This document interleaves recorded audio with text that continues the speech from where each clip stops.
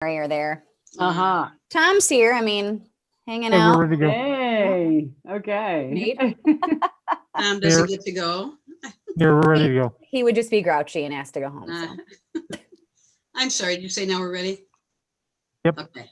I would like to call to order the Wednesday, October 28th meeting of the City of Monona City Council Committee of the Whole Review of the 2021 operating budget. Would the clerk please call the roll? Alder Goforth, Here. Alder Wood, Here. Alder Coor, Here. Alder Thomas, Here. Alder Groupie, Here. Alder Moore, Here. Mayor O'Connor. Here. Please rise for the Pledge of Right. Allegiance. I pledge allegiance to the flag of the United States of America and to the republic for which it stands, one nation, under God, indivisible, with liberty and justice for all. All right. I guess, Mark, unless you had something else we should talk about first, we'll just continue with the police and dispatch. Yep. Okay. Just for one thing, for the police and dispatch, there was one change we made to the budget. After sitting down with the department heads, we did reduce the part-time wages for dispatch when she gets that. So just letting you know. Okay, Wally, I guess, should we start with the the law enforcement, public safety budget first on page 54 or 55? I guess it's 54. Sure, except I'm gonna Oh, Sarah. take the reins tonight. Okay. While Good you chime experience. in with anything. I was gonna do an intro, but she's all ready to go. So Go ahead. you go, girl. So Kurt's also in the background because we have some questions about budget and operations too. Okay, sounds good. So I know you all have what Wally prepared in front of you, indicating our challenges and opportunities. I'm not going to read through each of those, but we will note a couple of those significant things that we dealt with this year. Obviously, something that everybody is dealing with is the COVID-19 pandemic. It did cause some upheaval and planned trainings and our scheduling at the police department, as well as decontamination techniques and those kinds of things that we have to take care of with the squads that are used by officers on a day-to-day basis with multiple users. We did switch schedules for a period of time as well to help extend the time that officers were away from the job and limit exposure as well to just a certain group. We have moved away from that now and are back to a regular work cycle, but we have had additional precautions in place with that.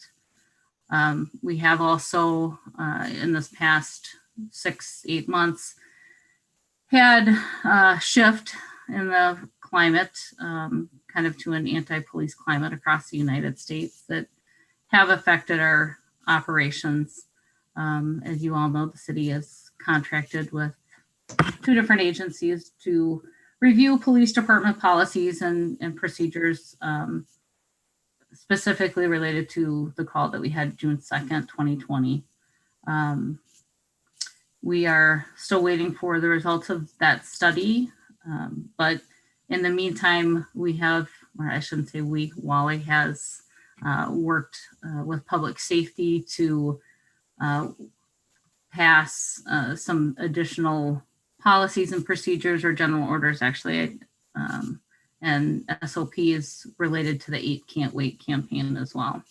So we have continued to update those policies throughout the year, but that was a really important change that we were able to implement and has been passed by City Council this year. So with that, I guess I will get into the numbers, unless anybody has any questions before that time. Anyone? Guess not. Go ahead. Okay. So the general directions that we were given were to come in at a 0% budget for 2020. What you see in the police salaries is allows for step increases for officers. That is in the union contract, but there is no percentage increase in the salaries there. It's just simply the step increase. And then we've also got educational incentive for officers that is included in that amount. So that 1,626,616. And then shift differential command pay, 14,000, which is kind of what our estimated is, and very similar to what 2019 was. I don't know where we're at for year to date. I have a June figure here, but we're just under half of that amount in June. I'm gonna jump in a second just to back up to salaries. Keep in mind that we are currently in negotiations with the union. So these numbers are not etched in stone yet. They're moving along, but most likely those totals will change down the road. Okay. Longevity pay, that too was a union contract payment for, I think we only have one officer that actually qualifies for that, and that is the $500. Leave wages, 35,000, also consistent with 2019 numbers. We have our school crossing guard currently built in there as well. I know with the COVID-19, that number may change depending on the school being in session next year, or if they're still in a virtual environment. The police overtime, we have two overtime categories, one being our regular police overtime and then the other being our grant overtime. So Lieutenant Weigel has applied for and obtained, I believe, the speed and seatbelt grant. Is that correct? Okay. And so that's reflected in the second one with the $30,000 in grant overtime. That is income we receive in, but then also, I think Mark puts that on somewhere in the income, but it's also expenses that we have paying the officers to work that extra overtime. So I'll jump in on the grant just to get the discussion going. So this is it's kind of a guesstimate of a figure. I talked to Kurt just before the meeting, and I think we're looking at anywhere between, we don't know the numbers for sure. It's 8,000 to 10,000 for the speed, approximately 10,000 for OWI. And then there's 14,500 for the seatbelt grant. So there's 3 grants. Fitchburg has backed out of the seatbelt grant, so there might be additional funding available. But I just want you guys to think about this because I talked about it at public safety, talked about it with the mayor. The grant generates tickets. The tickets generate traffic stops. Traffic stops generate potential disproportionate amount of people getting citations. So it could be probably a future discussion item maybe before you finalize this, but just kind of plant that in your head that the grants do generate a lot of stops. I mean, we do have a high accident and high traffic area. That we have the Beltline, we have the Broadway corridor. We really can't control who gets stopped in those areas, but there is probably a higher proportion of minorities traveling on those roadways than there are regular streets in Monona. So I'm just kind of throwing it out there for food for thought for the future. And one more thing, you're going to get another crack at these grants because Kurt has not, they're not finalized. So they will have to go before city council once those agreements are ready to be signed or agreed to work them. So you'll see these again down the road. Can I ask a question while you're on the grants? Is all that the time, the officer's time for grants, is that overtime? Yes. Okay, so it's not taking away from what we could be doing with patrol in the city, the rest of the city? Correct. Yeah, it's all overtime funding. Kurt, why don't you touch on the advantage of having that extra officer and also touch on how there's the cost sharing with the on-duty time? So each grant has a 25% soft match, and that's achieved through fuel, mileage, and on-duty traffic activities. So an officer fills out a traffic log during on-duty shift work, and then they submit that as part of the match grant. As well as while working the overtime portion, the mileage counts towards the match. And then several times throughout the year, that additional officer being here has actually been used to transfer back into standard traditional overtime, if you will, due to serious calls that have occurred. So it's nice to have that extra body available.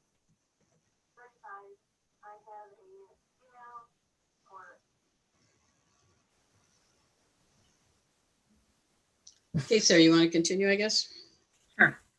So the next on the list, going down, is our FICA, which of course is correlates to the amount of wages. So again, what happens with the union contract could affect this this line as well. Wisconsin retirement, life and disability insurance, health insurance.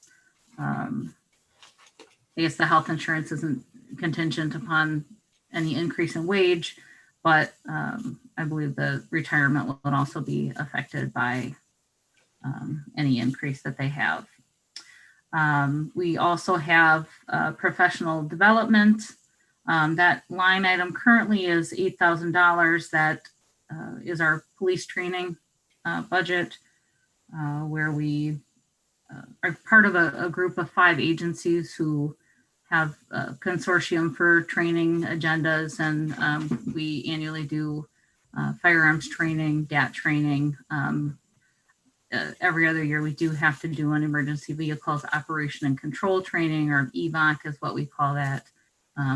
DAT is our defense and arrest tactics. So all of those training items we address with that consortium.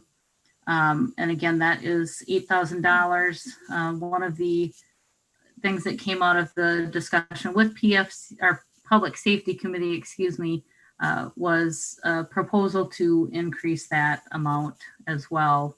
And I believe, and Wally can maybe correct me if I'm wrong, that proposed increase was $10,000 for additional training. And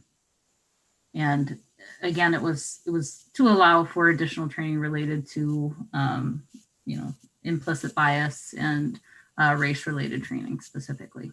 And It was if I could, 10,000. Oh, go on. could I just explain that we decided not to add that at this time. We know we need to add more money, but we have no idea what kind of training we're looking at and how much money we're going to need. So that is most likely going to have to come out of fund balance at some time next year, but we're waiting for input from the Rising report and Nehemiah, and to talk to whoever the new chief is to see what their idea is too. So, sorry, line. And just to clarify, it was an additional, it wasn't just to meet 10,000. It would be, if the proposal from public safety was an additional 10,000 to make it 18,000. Yep. Okay. And next we have our fitness incentive program. What we ask officers to do is each year they are required to pass, and this is a voluntary program, but each year the officers are required to pass a fitness program. And there is, well, it was based on the Cooper test that we also run our candidates through.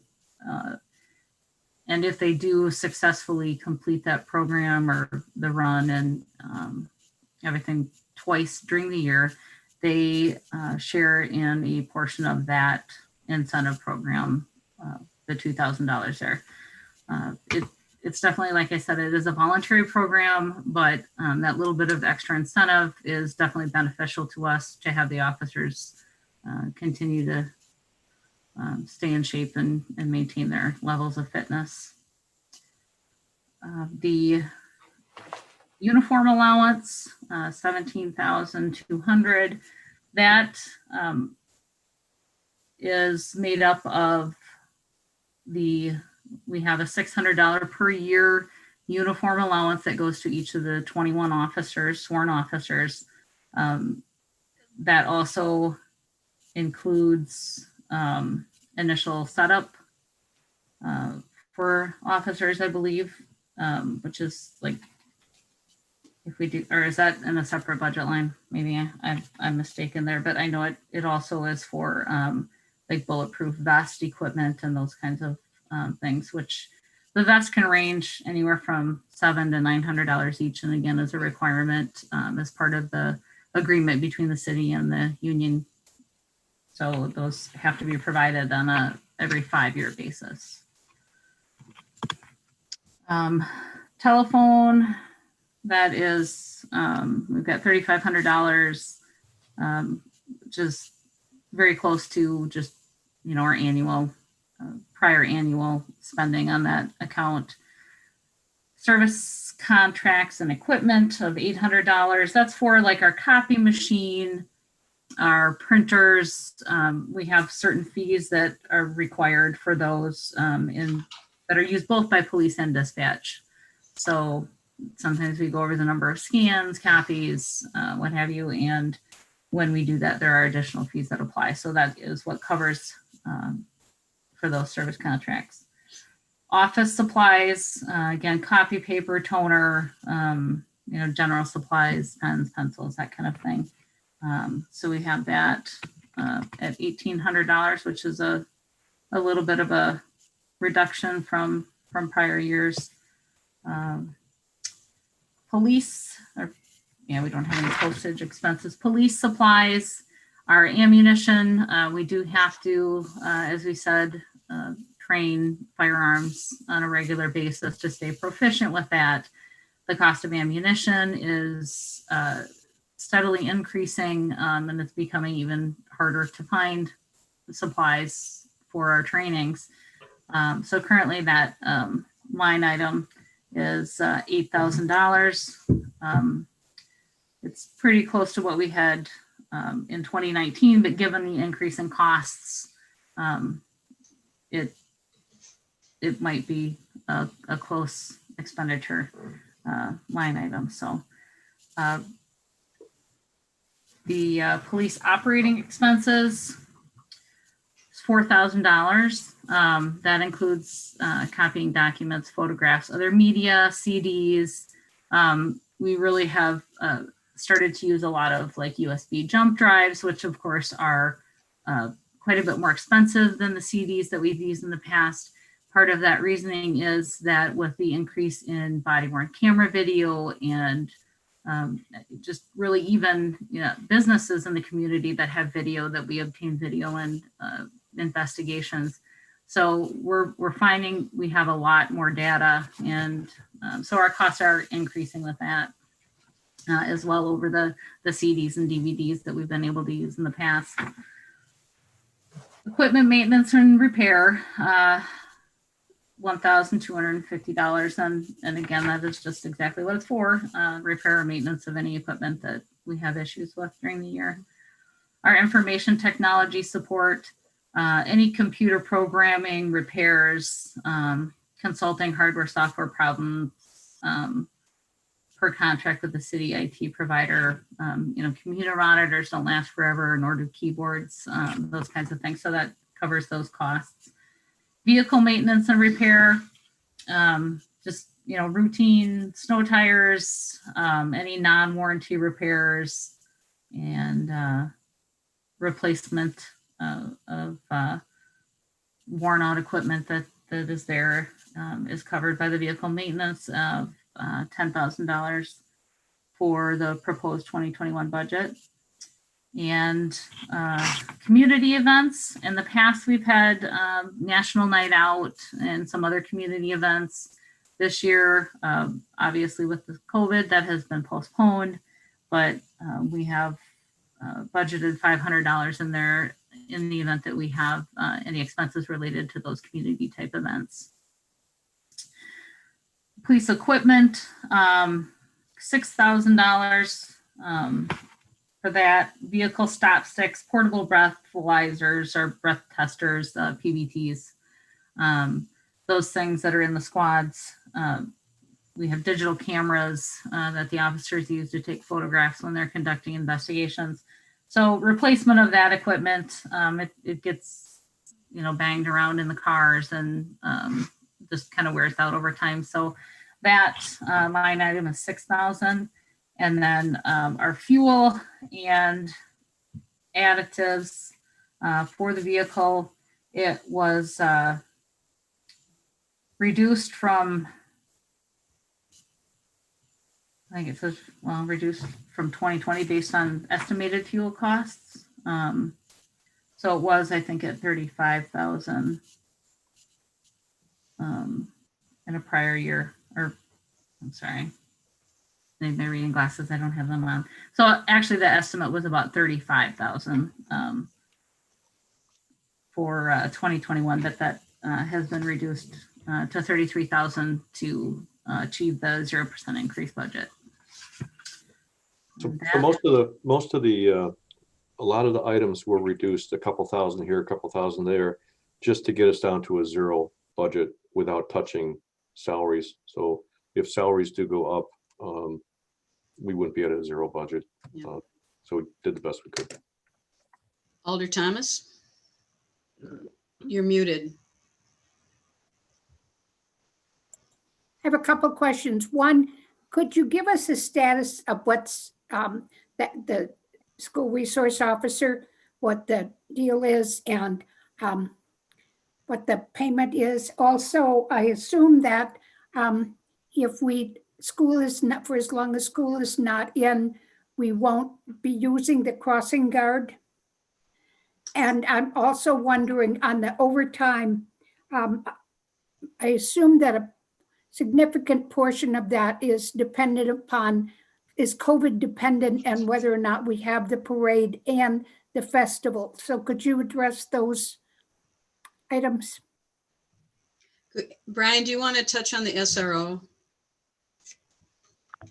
Sure. Where we're at in terms of the SRO contract, the school board a couple weeks ago kind of adopted a policy position that they are open to the idea of renegotiating the contract for the SRO. So what our city attorney and Cottage Grove Village attorney is doing is they're finalizing changes to that agreement based upon what's best for the city and the village. The initial contract that we received from the school district was slated more to benefit the school district at, I would argue, the detriment of the city and the village in terms of not paying for the SRO when school is not in session. And there's a couple of other policy items that we have some concerns with. So our attorneys collectively are going to submit back our recommended red lines to that contract to the school board's attorney here in the next couple of days, and then we'll begin negotiations in earnest regarding that contract. So I don't have a date certain for when that SRO contract is going to be finalized because it's been kind of a moving target here this fall. So is within the budget, are we showing that it's a shared funding right now? Mark, we are, aren't we? Yes, you'll see in the revenue section there, we have 3/4 of the officer in there for now. So that's how much they pay. They pay 3/4 of the officer. Under the previous Is the officer contract, working in the school now? What is since the schools aren't open, what is the SRO doing? He's working as a regular patrol officer and we're eating that cost, right? Because they only pay, I think the contract was up on June 30th. correct. And are they going to, once the contract is done and January comes around, are they going to be paying 3/4 of it? That is one of the points under Yeah. discussion. Their initial offer back to us was that they would not be responsible for 75%. So that is an item that we are negotiating with them. My plan is if we cannot come to an agreement, I don't want to lay anyone off, but it's possible that one or two officers may be leaving the department, in which case we would hold a position open and the current SRO could just fall into that because we can't come up with another 75,000 or whatever it is to cover that this year. It's just not in the cards. And I assume, okay, going on to the crossing guard. Or Nancy, did you want to ask something about the SRO before we go on to something? You go ahead, Kathy. I'll go after you. The crossing guard, I'm assuming we don't have the crossing guard when school's not in session? That's correct. Correct. That's correct. He's not working. What we did last year, when the school year started, normally, we were paying him, but then and we paid him through the end of last school year, but then he knew going into this next school year that he would not get paid until the kids came back to school. It's very similar to what the school district did with their bus drivers and some of their support personnel too. So I assume that money's going to fund balance probably. Is that right, Mark? Or are we using it some other way? You go to fund balance, offset the other expenses that were, the revenues that were short, so. Did you have anything else, Kathy?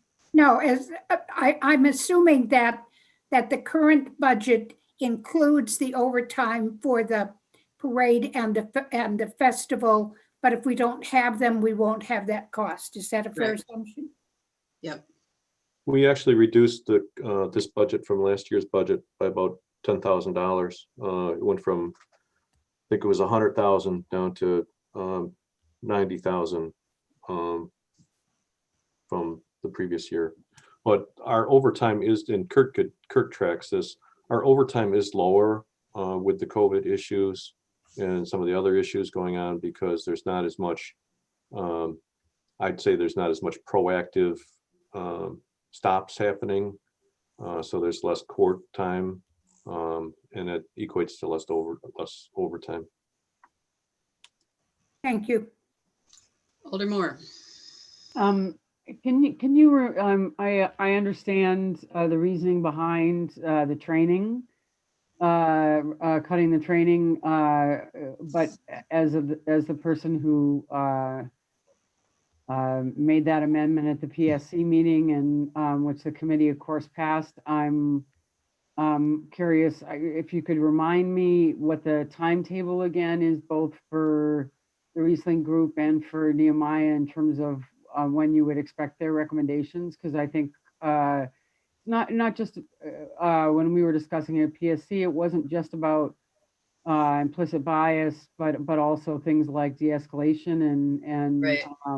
and we obviously felt having learned that there are certain elements that are not sufficiently trained at the academy, which is no fault of our officers, but they simply don't get it. I mean, I don't get enough training. The rest of us don't get enough training. It has nothing to do with the academy per se, but obviously I think it's something that's important. So I'm just wondering what the timetable again is. Sure. I mean, Right. the Rising report we're expecting in the next early part of November.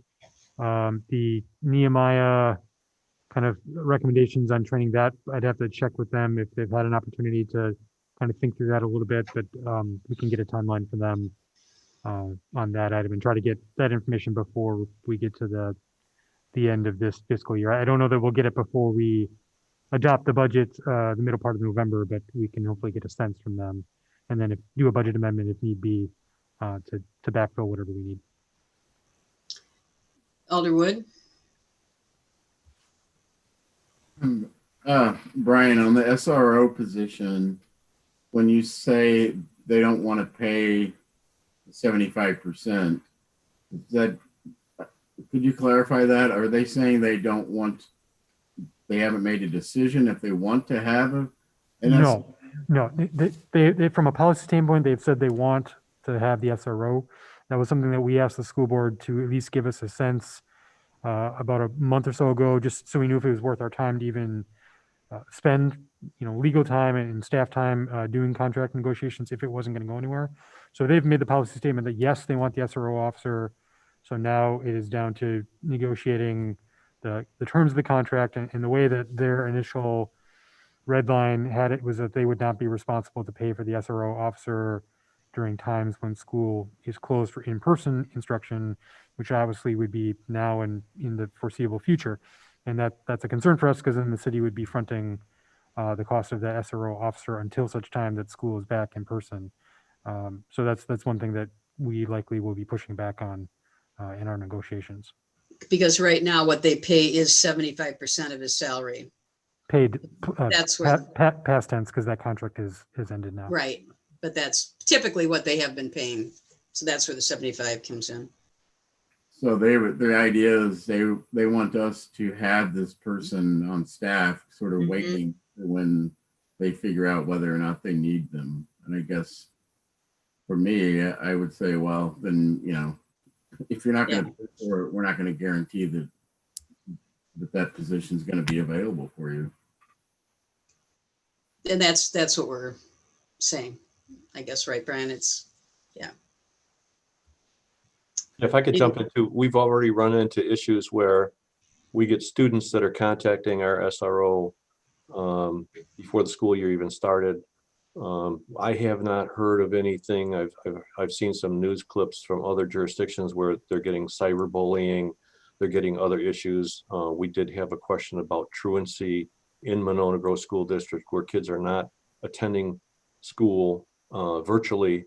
And at this point, we have kind of, after conversations with the school superintendent and our city attorney too, we don't have an agreement. So we're not providing that extra service that we had before. We do have our SRO assisting in patrol, but I mean, if this drags out at some point, that person's going to be permanent back in patrol. And if they decide down the road that they want to have it, it might not happen instantaneous to have someone prepared to take that job again.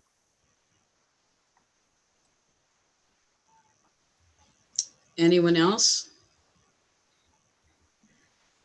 Okay, I guess, Sarah, do you want to go on to dispatch? Or whoever's going to do dispatch? It's at page 67, I think, or 70, I guess.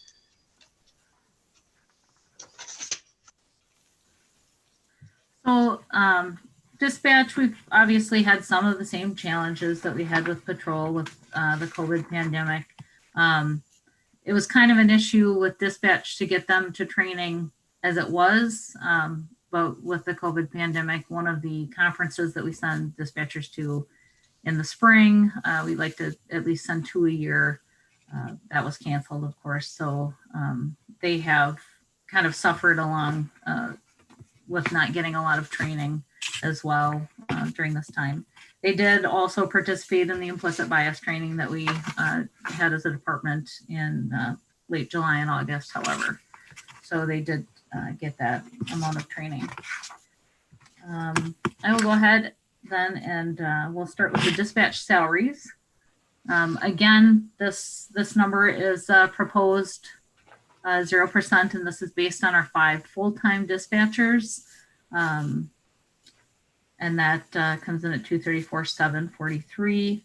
Our shift differential for dispatchers working second and third shifts, as well as weekend hours, it's 3,600.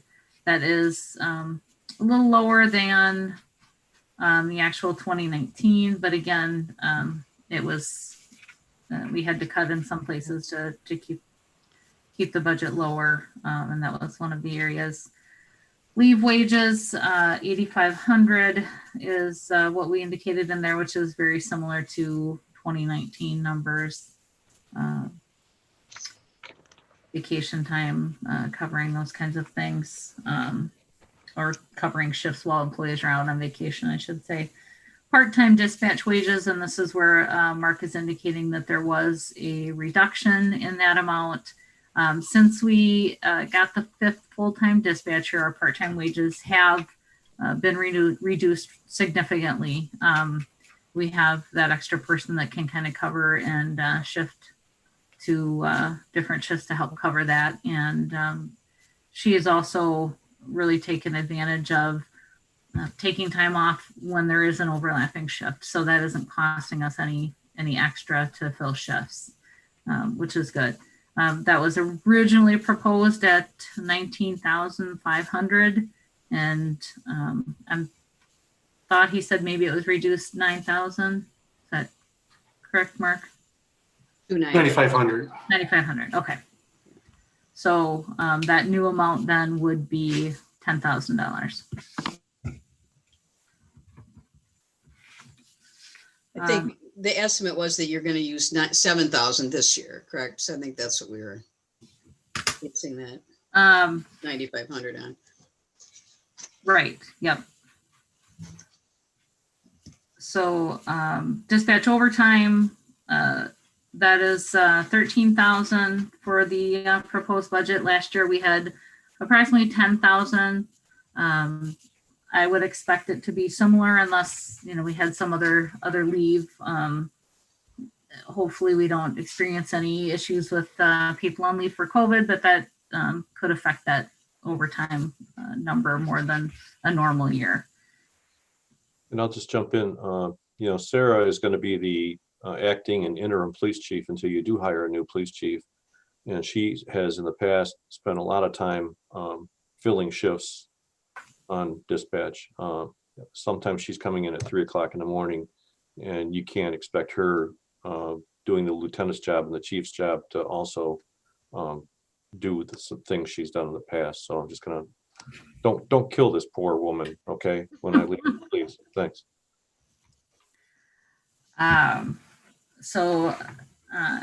Next we have the FICA Wisconsin retirement. Again, those are directly related to if there was an increase in wages, which we're not planning for, those would be affected, but currently they stand as they are.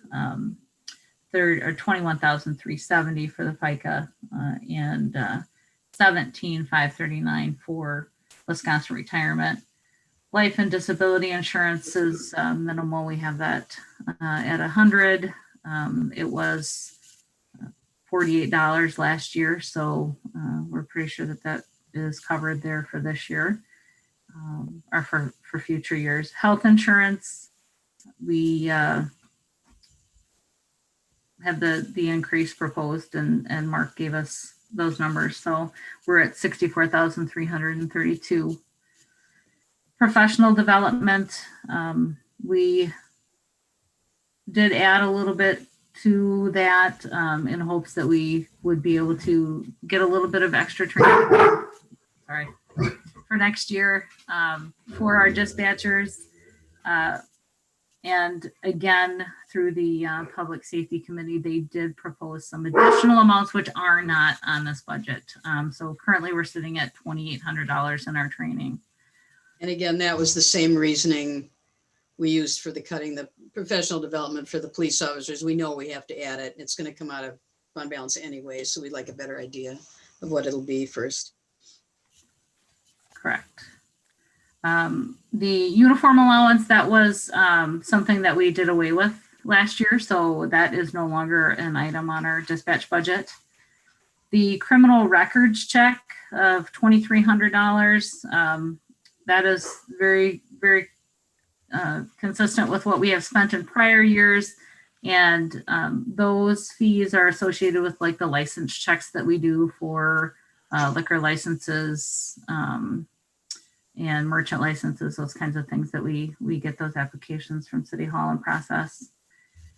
The service contracts, and this is one of our largest line items here, but it does encompass a lot of things. On page 74, it kind of details those things out, what that number is, that 86,516. This covers our MPSIS RMS system and our TriTech CAD. That is the bulk of this cost at $60,786. We also pay $4,500 annually in 800 megahertz radio fees. We our Monona Police channel is on the 800 megahertz system, and so we've been working with Madison and the radio shop for quite a few years, and the system works very good in our area. General communications, that is for our DPW and our fire department radio system, service contracts with them for maintenance and any repairs, well, within the contract, $5,964. We have our time quarterly fees of $1,440, and that is the time system that allows us to run driver's license, criminal history checks, vehicle information that we use in dispatch. The language line annual costs, we have approximated at $250. Dane County fees for Summit and or Spillman access, $600. That allows us access to check jail files and information on inmates that might be at the jail. We have $6,648 in DaneCom fees. I can't remember the exact number of years ago that DaneCom came to fruition, but that is our portion of the system and fees associated with having that radio system. Leads Online is $2,128, and that is an online program where we're able to check for pawn items and those kinds of things. We definitely use those that system for investigative purposes. When we have stolen property, we can check that system. It does run against any items that we do enter as stolen in the time system, and we actually get hits if somebody does pawn a property item that the serial numbers match. $576 on the Schedule Anywhere police department and dispatch scheduling software. $624 is a Deer Creek technology, and that is that's how we kind of track and maintain our current general orders and policies, procedures, or standard or SOPs. The CSI is $500, and that is kind of it's a system that helps generate new standard procedures, general orders, and kind of gives you a template. You do have to go in and you fine tune it for our city, but it gives you, kind of a starting point, so you're not starting from scratch of policies and procedures that are current. And then we have our TRAX support and other miscellaneous items. TRAX is our traffic and criminal software system where the officers prepare our crash reports and citations. So we have that on all of our squad laptops, and then we've got some dispatch computers and then some other workstation computers.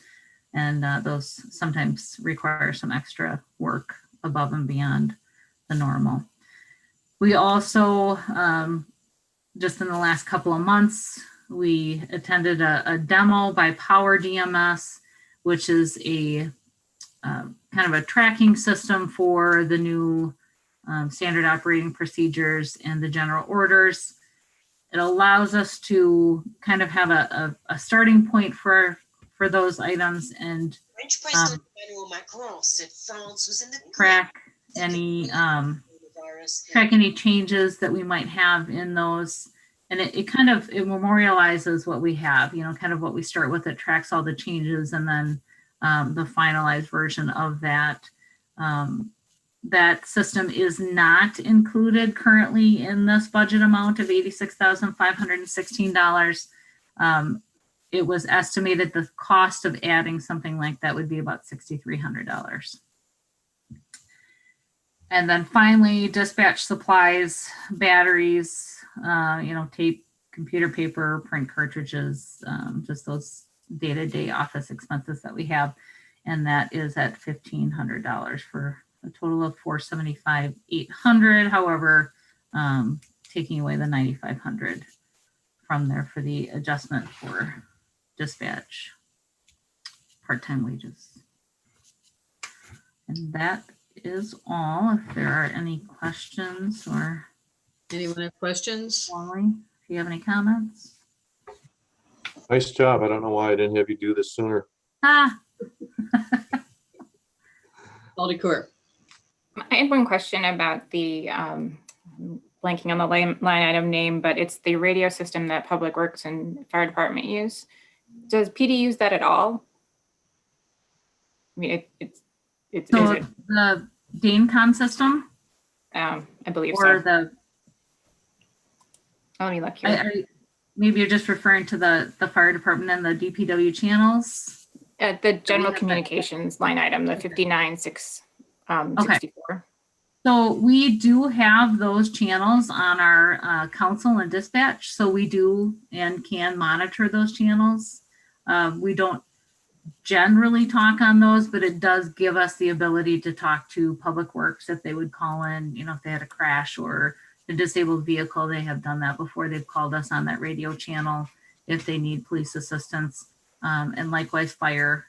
Sometimes we'll jump on our police channel to get us, but we can also monitor when they're on their fire ground channel, what they are doing on calls there as well. My reason for asking, sorry. This is also the system that we spent over $100,000 in 2020. I can't remember the exact number to get off the wire, so to speak. We were running through the AT&T phone lines, and they were doing away with that. So we put up a microwave system that connects Southtown to the water tower to our host tower here at City Hall. At some point in the future, I know the fire wanted to expand that with another repeater at the north end of the city, but the DaneCom system and the that they also operate on, it was not really designed to work where Monona is and the city of Madison. I mean, they have made improvements to put links together, but keeping our own VHF radio system for Public Works and fire was the best alternative for radio in our jurisdiction. Thanks. The reason I ask is that, in light of people looking closely at PD and budgets and wanting to know percentage versus what's a city budget versus what we're paying PD, if this is $6,000 that really should be in Public Works budget or in administration's budget rather than PD budget, then I think that might be more appropriate there. Otherwise, it's essentially $6,000 that isn't really benefiting you. A lot of the technology things, because it's located on the police side, it's under emergency communications.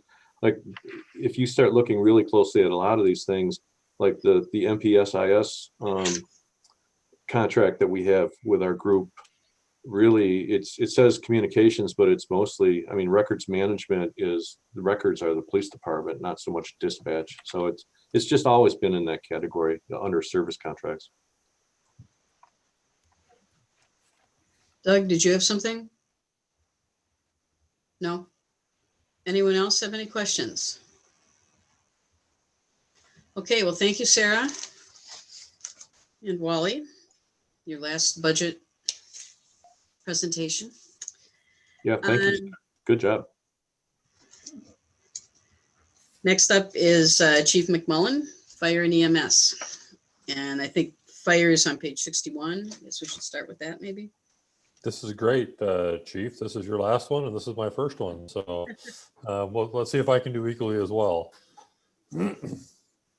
So again, I've never attended one of these. I wanted to sit through polices to make sure I'm not doing something wrong here. You guys gave me a great example to follow.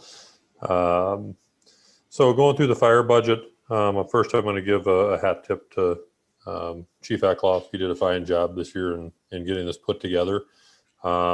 I had about a week to look at this and try and tweak it a little bit before we got it submitted. So most of this is going to be basically a status quo budget. We looked at about a 0% increase across the board.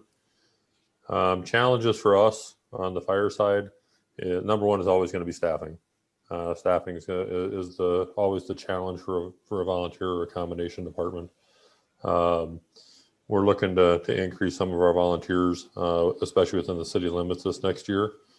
I just actually spoke with Leah this afternoon that we're looking at bringing on 7 new volunteers in the next few weeks, hopefully, both fire and EMS. So, and all, but I think 2 of them live within the city limits. So we've got a good start.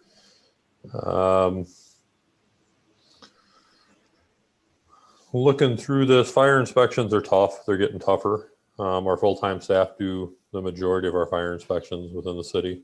As we start doing more infill project and more urban renewal projects where we start building up rather than out, the level of systems become quite a bit more complex. So you may see me starting to step in and start doing some of these fire inspections. Whether you heard it or not, I've been a fire inspector for almost 20 years. So I'm going to help supplement our full-time staffing. So there's no additional needs for the city at this point when it comes to fire inspections. We're just going to make our staff better with what we've got. Long-term goals for us on the fire side, our biggest long-term goal is going to be the public safety building. We had a long discussion last night at the officers meeting about what we can do to try and maximize what space we still have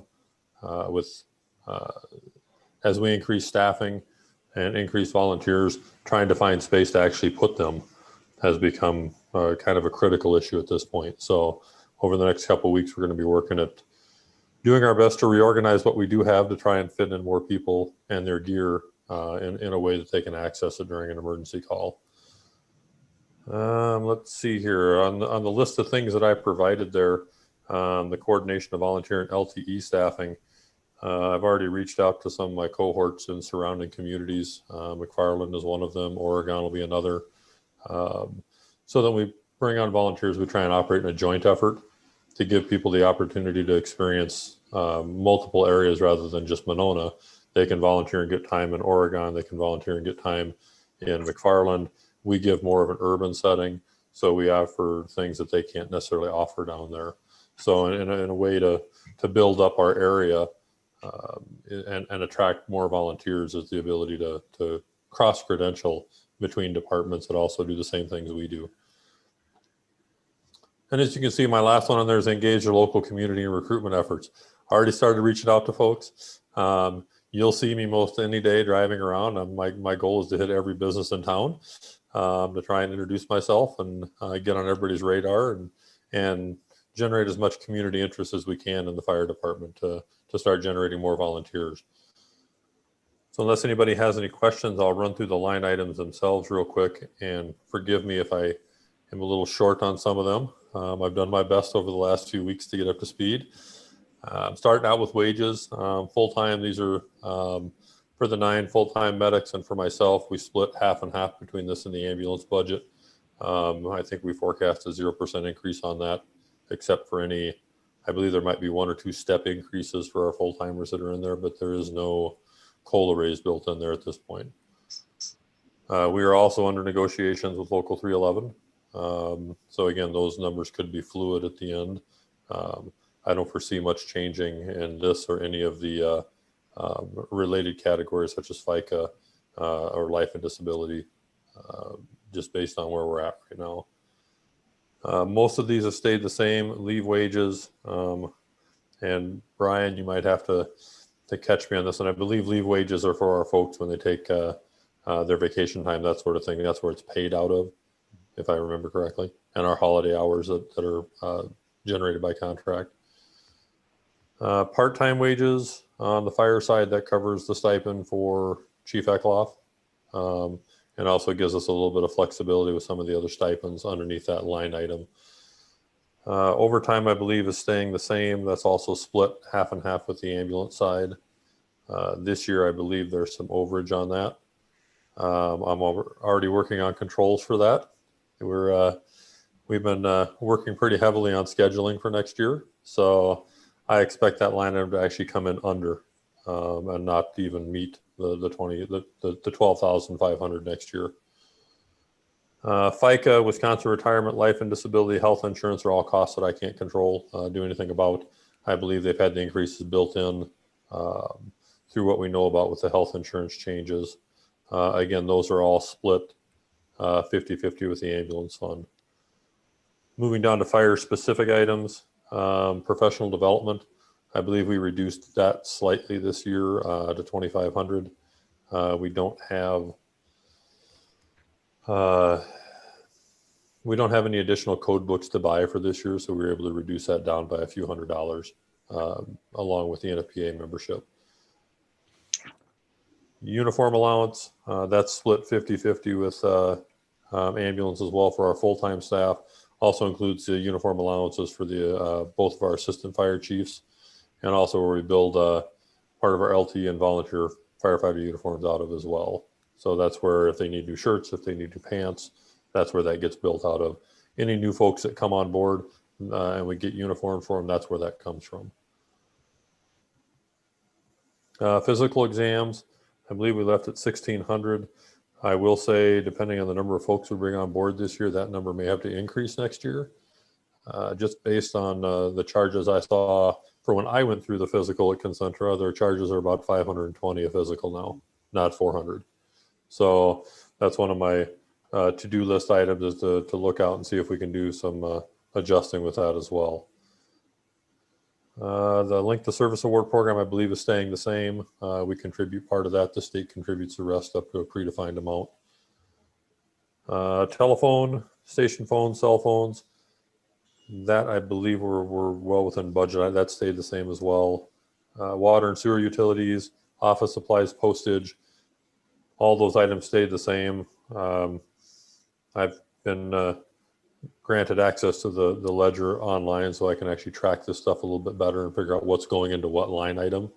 So going forward next year, you should see a better accounting of where stuff is going once I have the ability to tighten that up a little bit. Firefighter supplies, that's stuff that's bought for the trucks, radios, pager batteries, foam. This year was a bad year for foam due to the PFAS being removed off the trucks and new foam being purchased. Most of that was captured under the maintenance line item. But that's where if we need to buy foam after a fire, that's where it will come out of.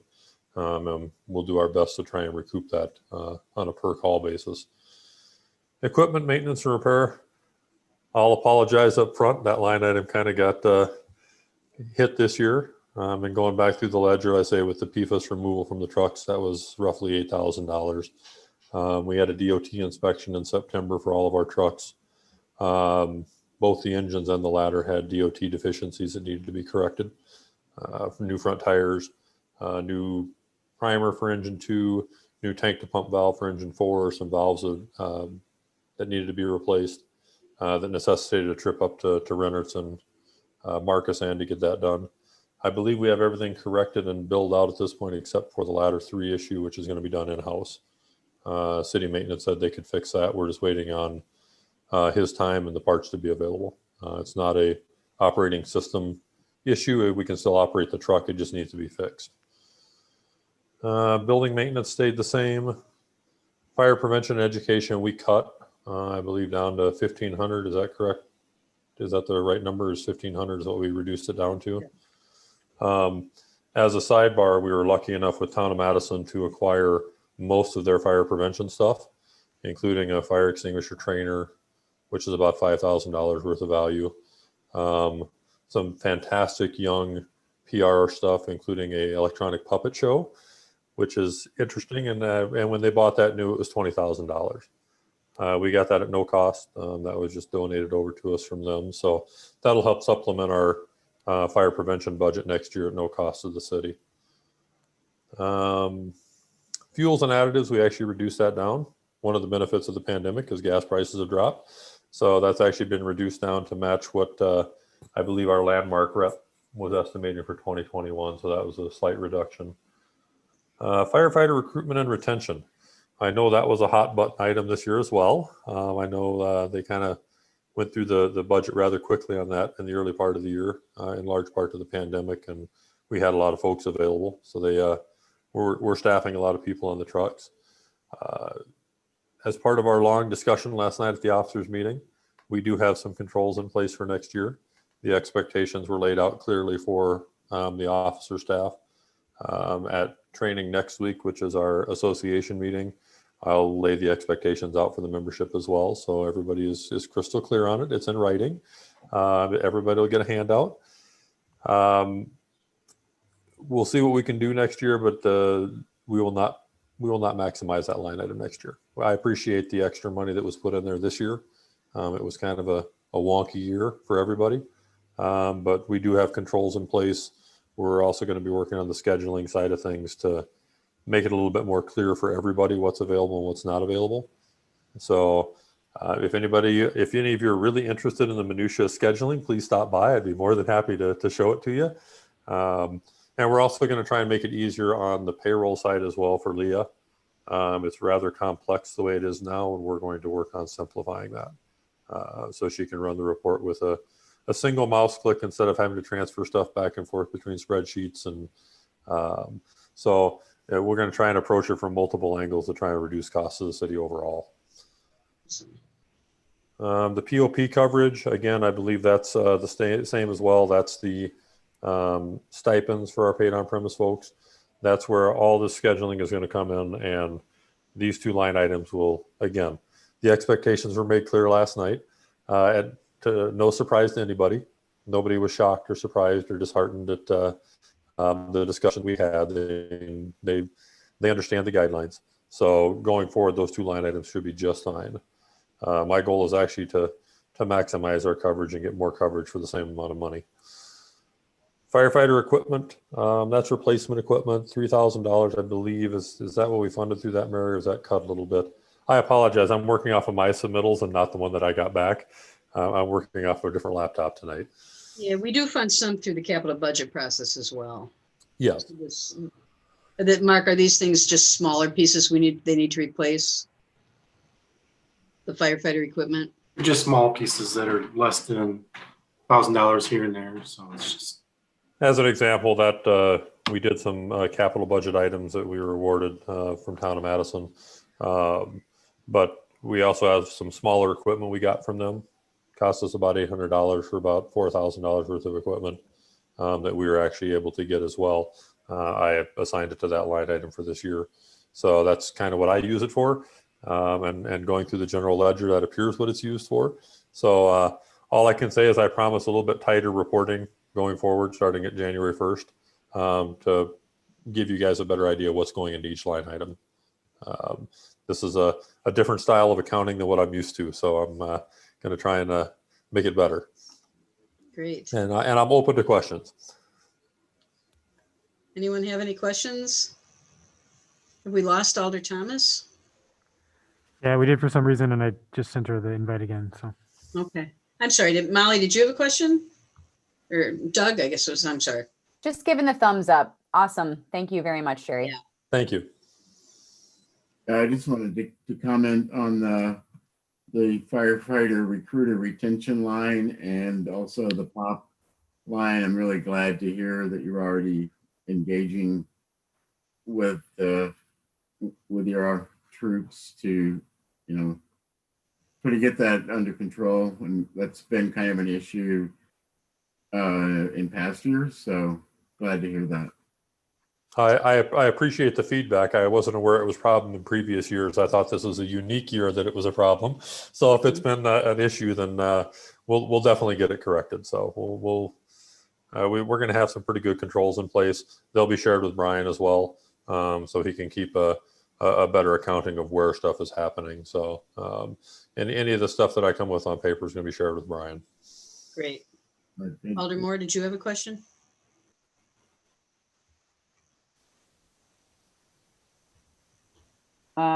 Yeah, I just wanted to give a big thumbs up to Jeremy. I really appreciate all the work and you diving in so quickly.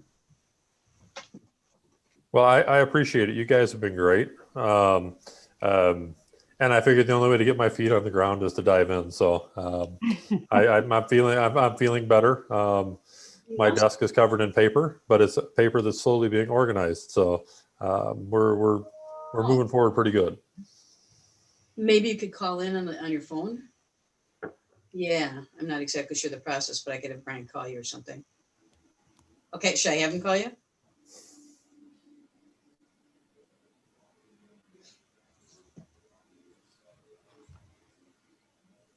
Okay, all right, I will ask him. Bye-bye. Kathy apparently has lost internet access. So do you have a phone number you could call? You could give her, Brian? She can't look it up on the internet. So Yeah, I'll do that. okay. Alder, go for it. Yeah, I just wanted to give Jerry major props on your community outreach efforts have been great. Running the chamber here for years, I would hear some complaints about the inspections with some businesses. So that is going to be a huge way to get ahead of the curveball here is getting out and meeting them. I'm sure they'll really be excited to talk with you. I'm looking forward to it. Great. I'm really happy to hear that you've already got 7 new volunteers, because recruiting new volunteers is something I have been pushing for ever since I've been mayor, and we haven't really added a lot, so that's great. Happy to Oh, hear. you'll have better news on the ambulance side once I start talking about that. So. Oh, cool. Okay. Any other questions about the fire side? Okay, well, ambulance is page 136. So I'm going to start with the challenges on the ambulance side again. Biggest challenge this year is COVID. COVID has scared the crap out of people. It's also led to a lot of organizations not allowing their people to volunteer outside of their organizations. So we took a real hit on the LTE side with several of the folks that used to pull hours. Their full-time jobs are refusing to allow them to work outside of their public safety jobs. That seems to be diminishing. I just got word back today from one that's been out since February. He's going to be able to start LTEing again. We also have 2 new LTEs, which will help with that. That should be up to speed pretty quick. Volunteer membership is a challenge, and it's tough when you run a paramedic level service with full-time staffing. It's tough to figure out how to fit volunteers into that. Coming from a volunteer standpoint and accommodation standpoint myself, I already have some plans in place for that. That's part of the volunteers that are coming on board. 3 of the ones to be considered are volunteer EMS only. They're not fire-based. One of my big goals in getting here and sitting down and working with the full-time staff to see what this department actually does on the EMS side. We have a second ambulance. That second ambulance sits in the back of that station and doesn't move. By mid-November, that ambulance will be at the front of the station, sitting in front of the brush truck. I'm on shift 5 days a week. I'm there from 7 to 5 days a week. I am looking for volunteer EMS and some of my LTE hours to staff a second ambulance with me. Instead of necessarily using LTEs to bump to a third to have 3-person minimum staffing, I'd prefer to have 4-person minimum staffing with me, and the LTE is one of them. So far this year, we've missed 120 plus EMS calls within the city limits. Every one of those, I don't necessarily like to speak of it as lost revenue, but it's lost revenue. Every single one of those that mutual aid comes in on is a transport that we're not getting paid for. We're still rolling an engine out to it. We may have 1 person, but we're not getting paid for the transport. With the payer mix that we have in the city, that's a high priority for me. So by mid-November, you can expect to see Medic 62 running during the daytime and taking secondary calls. So we won't be first out the door, but we'll be second out the door. So three of the volunteers that we're working on are EMS only. We have a gentleman that's been a volunteer EMT or volunteer paramedic with Town of Madison that can't take any money.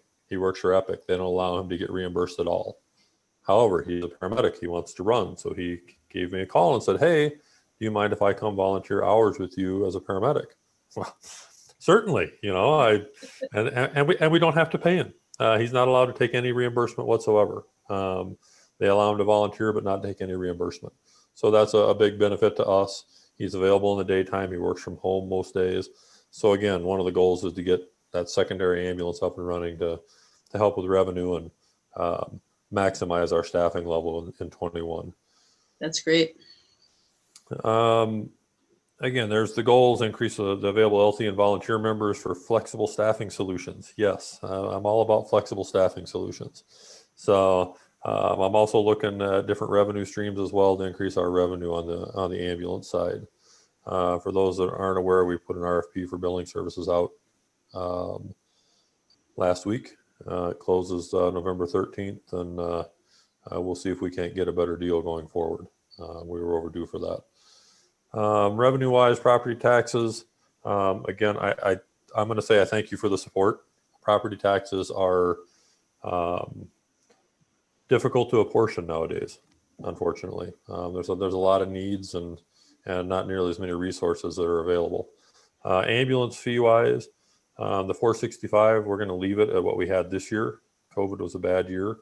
I'm looking at with a new billing service and better deal for us, and some better documentation training with my paramedic folks, my full-time folks, at maximizing what we get for revenue return.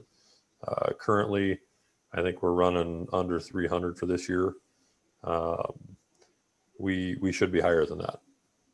I can't put it any plainer than that. We should be higher than that. So all the full-time staff have been well notified. Once we get the back end stuff done with the billing company, we're going to start working on the front end and documentation training with our full-time staff, with the idea of maximizing what we bring in. So my hope is that general property tax line in upcoming years will actually diminish. That's my hope. Public safety aids, I believe we got 3,800 or thereabouts from FAP is what it was eventually awarded last week, I think, is what the number that came through. Not quite sure why we haven't been applying for the other half of that in recent years. There's two halves to that state funding formula. First half is for training for new EMTs and for EMT basics within the department, which we don't have a lot of. We have, I think, 7. State changed the rules back in 2013. Used to be you could only use that money for basics and for that type of training. Because there were so few people with that had basics, that everybody's been transitioning further up to paramedic. They changed it, and after you have that money, you have a year to spend it on basics or training. After that, it becomes money available for training of any level. So we can use that for paramedic training. We can use it for whatever if it's not spent on basic training in the year that it's awarded. So it rolls over. So going forward, we'll be applying for that half as well. Should amount to about $4,000 a year. Not a big amount of money, but some. Also in the public safety aids line item, I'm assuming that is where that'll probably drop, is state highway fee reimbursements. Best I can tell, that those stopped being sent in about 2011. That's the last record I can find. So anytime we respond to a car accident, vehicle fire, or there's a third one, and I can't remember off the top of my head. There's 3 types of calls that we can respond to on state highways that we can be reimbursed up to $500 per call. It's in the general fund revenue. Okay. We have to make the effort to collect that from the person's insurance if it's a car accident, that sort of thing, which amounts to a letter being sent out. Once we make an attempt, we can bill the state and the state will pay it. Based on our responses and the cost sheet that I built from the federal government guidelines, all of our responses exceed $500 based on the number of staff, the vehicles that are used. All of our responses exceed $500. So I already sent the first 4 to the clerk. She sent them back to me with a response from the state, which gave me the guidelines I need to figure out what they're looking for, because that changes on an annual basis. So now that I know what they're looking for, we'll get those 4 resubmitted, which are from November of last year. And I have 27 more to be submitted. They go back up to a year. So now that I know what the state wants, I'll get those 31 dealt with and get them submitted to the state for reimbursement. Great. Fund balance applied. I'll be honest, my knowledge of the fund balance is about this big right now. I'm not sure what that is or what that entails. I'm assuming it's a rolling fund balance that extra money is basically dropped into, but I'm going to leave it at that. So, Mark, do you want to explain that? Is that the ambulance fund balance? Fund balance applied number you're talking about? 0. EMS has their own fund balance. I don't remember what the exact amount is offhand. So they're a separate fund, so they accumulate their own fund balance. And sometimes we have used applied fund balance. If like we had, I know 1 year we used it to purchase a truck and some other stuff through here. We didn't need to balance it this year. But fair enough. I say my knowledge of it is about that big. So I may send you an email to get further explanation from you on what exactly it is and how stuff gets in and out of there. But that's more for my education than anything. Mark, can you tell us where that comes from? Fund balance number? Yeah. Well, that's just accumulation over the years, just like your general fund balance of more revenue to be collected than the expenses. I believe it's like, don't quote me, I think we're like 150,000 in that fund balance. It's been accumulated over the years. I know Scott was trying to use it here and there for some capital items to kind of bring it down. But we don't use that line item very often unless it's like a one-time purchase or something like that.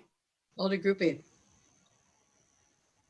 Given that, I'm wondering if for future, topic of conversation, if that should just be eliminated from the budget, because couldn't we, in theory, just pull general funds from the general fund balance for something of this nature if we needed to make a purchase of that type in the future? They have because they have their own separate fund balance. That's why it's there. So it's not coming from the general fund at all. Are you wondering if it could be put in the general fund? Yeah, especially if we're not able to consistently bring it down to, whatever the anticipated percentage that we try to keep things at, I'm just wondering if it would be a good idea to combine since it's not a regularly used line item. We can take a look at it, see if there's like a number you want, whenever you want, you can transfer it over to the general fund. That's more of a council decision, how they want to handle it. So there's no reason it has to be separate.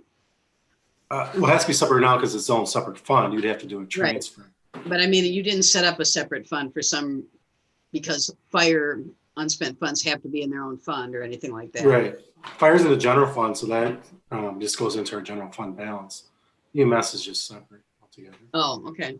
Okay. I'm happy to spend it down. I'm sure I can come up with plenty of items to spend it down on, but. It does come in handy though in some years where there's,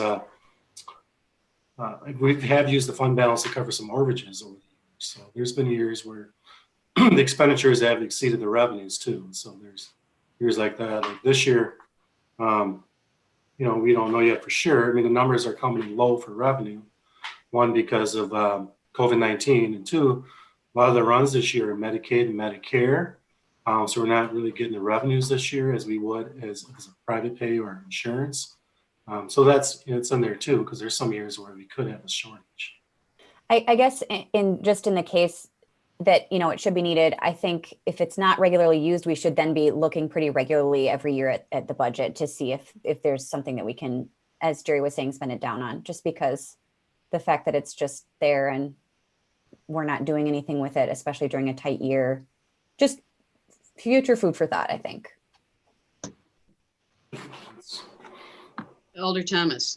Yeah, for a bit of history, I think that the fire department has sort of jealously guarded that in hopes of putting it towards the public safety building and materials, equipment and stuff to go in the public safety building because it comes from the ambulance fees. And for a long time, we had volunteer EMTs. And so it was volunteers who were getting the money, the ambulance money. And so we were reluctant to take it away from them because at one point we weren't paying them. So that's how it all started. Okay. It's sort of like the library has their funds and the fire department has their funds and we supplement it. That's the ambulance. That's sort of some of the history of it. Anyone else? Alder Moore. Yeah, I would just say to echo what Molly was suggesting. I don't think anybody here is trying to take money away from the EMS or fire or public safety, but I think the notion of consolidating some things when there's no reason not to consolidate it. It's not like we've been difficult when anybody's presented in front of council making a reasonable request. I think we've done everything we can to support it. So I think that is the general gist. Okay. Well, just one thing that happened this year, we did take money from that fund balance. We didn't have to use it yet. was for that overages and the paid on premise. So that's where that comes from too. So we Shouldn't did that use be it. in this line, Mark? Shouldn't it be Huh? for 2020? Fund balance applied? Uh, Yeah, I think maybe that happened after you set It's up happened. the budget. Yes. Yeah. And I will say, in hearing the history, which is great, I appreciate having the fund balance on EMS, and the reason would be like this year with the town of Madison stuff. No offense to the council, I was on a village board myself for a number of years. I don't know how nimble or willing you would be to spend money instantly to be able to go get like the monitor we just got from town of Madison. We got awarded that bid. So that's coming out of the EMS fund balance. To be able to approach and get that approved, I don't know how nimble the council is in being able to do that. Right. This is something that had to be approved quickly where we had EMS fund balance to pay for it. So again, I'm not sure the history of it. That's why I was asking. I appreciate the history because again, I'm 27 days here. So That's fine. Okay, do you want to go through the rest of the? Sure. All the first part of the ambulance side is the exact same as the fire side. It's 50% of wages, the leave wages. Part-time wages, and this is a little bit higher. It's 62 instead of 6,500. It covers the second assistant chief, which would be Bob Miller right now. Or this one covers Dan and the other one covers Bob, one or the other. Along with the LTE wages for filling open shifts. That's where all that money comes from. Overtime is the other 50% of what's on the fire side. Again, Social Security, Wisconsin Retirement, Life and Disability, Health, all items I don't have much control over. Those numbers were provided for me. Professional development, currently that goes towards both our EMS medical director fees, which I believe are $5,500 a year, and also the paramedic training. I will say that's a line item and process that I'm going to be taking a very close look at in 21. Not quite sure how or where that's been built over the years, but I want to take a good close look at that and make sure we're getting the training we think we are for the money that we're spending. Okay. So uniform allowance, that's the other half of from the fire side. We currently have $400 a year clothing allowance for our 9 full-time staff, so $3,600 divided in 2, so $1,800 from each. EMS stipend, currently that runs pretty light. Expect to see that number be much closer to used in 21. I'll be using that with my volunteer EMTs. Same thing with physical exams here, enough for 4 theoretically. Excuse me. It's actually closer to $500 per physical through Concentra now. The telephone, I believe that is the CAD lines for the dispatch computers within the trucks themselves. That's the main use of that line item. Service contract, that's a flexible number. That's just a placeholder. It's based on how much we collect. Current rate is 7% of EMS revenue. They also collect 22% of anything that's in collections. So anything over 60 days old, they get 22% of instead of 7%. Office supplies, same as on the fire side. EMS supplies, our full-time member that's in charge of supplies, I'll tell you, does a fantastic job at maximizing our dollars for supplies. $18,000 for medical supplies in this day and age is, I'm impressed. So we'll, I'm pretty much letting Chris do what he does. And if he needs help, he can ask me. But again, we'll have a better accounting in the line item of what's being spent as opposed to just dollar amounts in 21. Dues and subscriptions, that's all the organizations we belong to. If we need an updated PDR for drugs, I believe our EMS manager subscription comes out of that as well, which is our scheduling software. Equipment and maintenance and repair. Luckily, I think ambulance wise, most of our stuff has been pretty good. We are dealing with an inverter failure right now on the new ambulance. They're sending us a replacement. It is covered under warranty, so that should be not much of a cost issue. Fuel is down again based on what we got from Landmark. EMS equipment, that's basically where we buy our non-disposable equipment. EMS supplies covers things like bandages and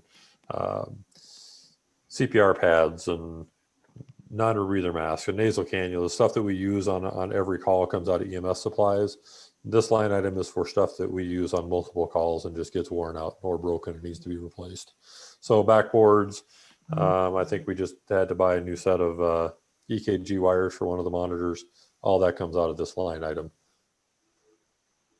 And the transfer to general fund, I'm assuming that has something to do with the billing company. Again, my knowledge of that is low. That was left alone. I'm not quite, again, I'll tell you what my assumption is, and you can tell me that I'm wrong. I'm assuming that covers our admin costs for dealing with EMS billing. And I'm not sure if it transfers over or not, but I'm assuming that's what it's for. Actually, it's not, and it's probably too low.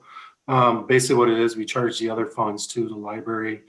You see the public works, it's really for, you can charge the other, you guys for, we do the payroll, we do the accounts, we do send the checks out.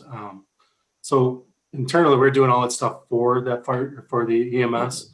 We're charging basically $2,000 for the year for that. So it's a lot of those type of things.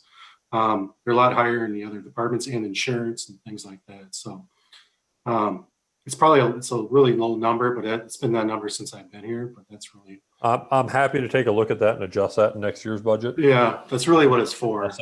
I appreciate that. Leah has been an absolute lifesaver. So she's well worth the $2,000 and then some as far as I'm concerned. So, but that's it for the ambulance budget. I am more than open for questions. I apologize if I don't have answers, but I'll do the best I can. So. Anybody have any other questions? Doesn't look like it. I'm really happy to see that you're going to be taking a look at some of these things and seeing where we can generate more income or tighten up or whatever. Yeah, and in closing, I will say if there's anything that any of you see that you have concerns with, please let me know. I'm dealing with the staff the same way. I am pretty transparent. So I want to make sure expectations are clearly laid out. So I know I sent an email to Brian a couple of weeks ago, just, hey, if there's something I should be doing that you were expecting that Scott did that you expected me to do, if there's something you guys see or anything you guys need from Fire EMS, please reach out. I'm more than happy to take a look at anything you guys would like to look at. So, and by all means, stop by if you want. I'm there every day. I'm happy to see you all. So thanks for the support this year. I appreciate it. Thank you very much, Jerry. And no one else had any questions, right? Okay, thank you. Next up is the library, Ryan, and this is on page 106.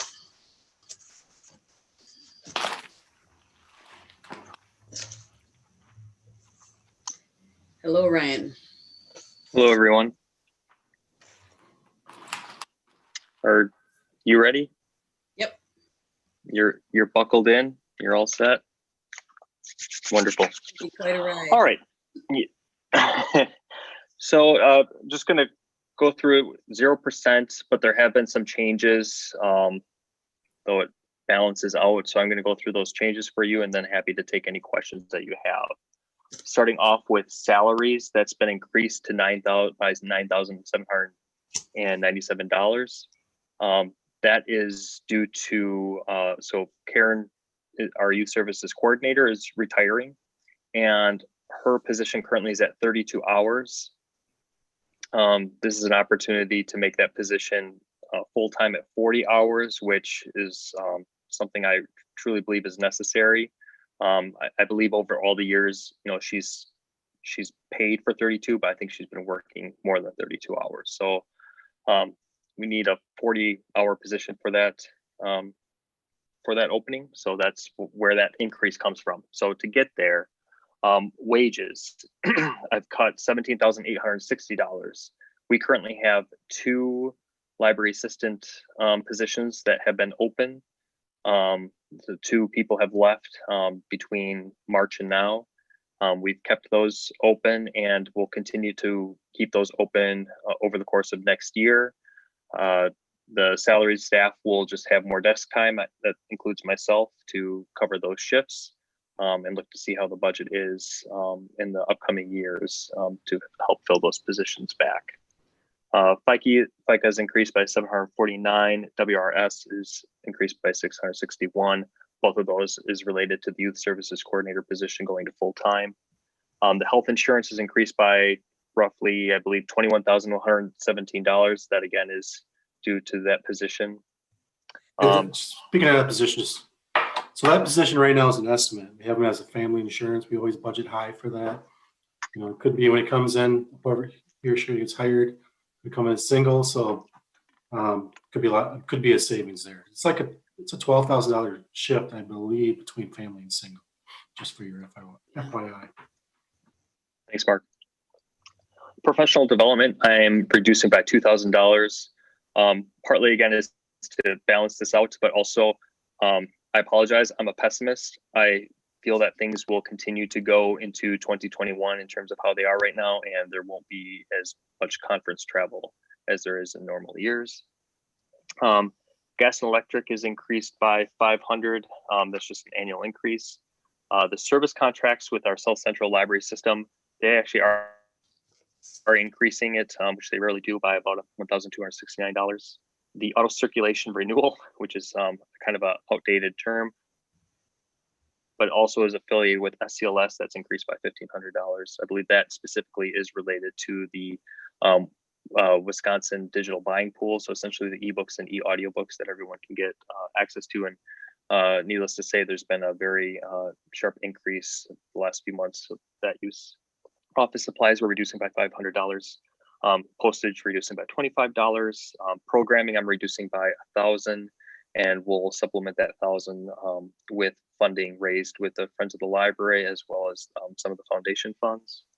Equipment maintenance reducing by $1,500, and building maintenance reducing by $2,000. Now, since my time that I've been here, we have increased those line items. However, with the city's investment on replacing the HVAC system and upgrading that, we've seen a drastic decrease in the maintenance that we've had to spend on those. So thank you very much for that investment. We're already seeing savings, and we'll see it for the next 20, 30, 40 years, knock on wood. Adult books, I'm reducing by 1,000. Children's books, I'm reducing by 250. Again, this is to help balance it out.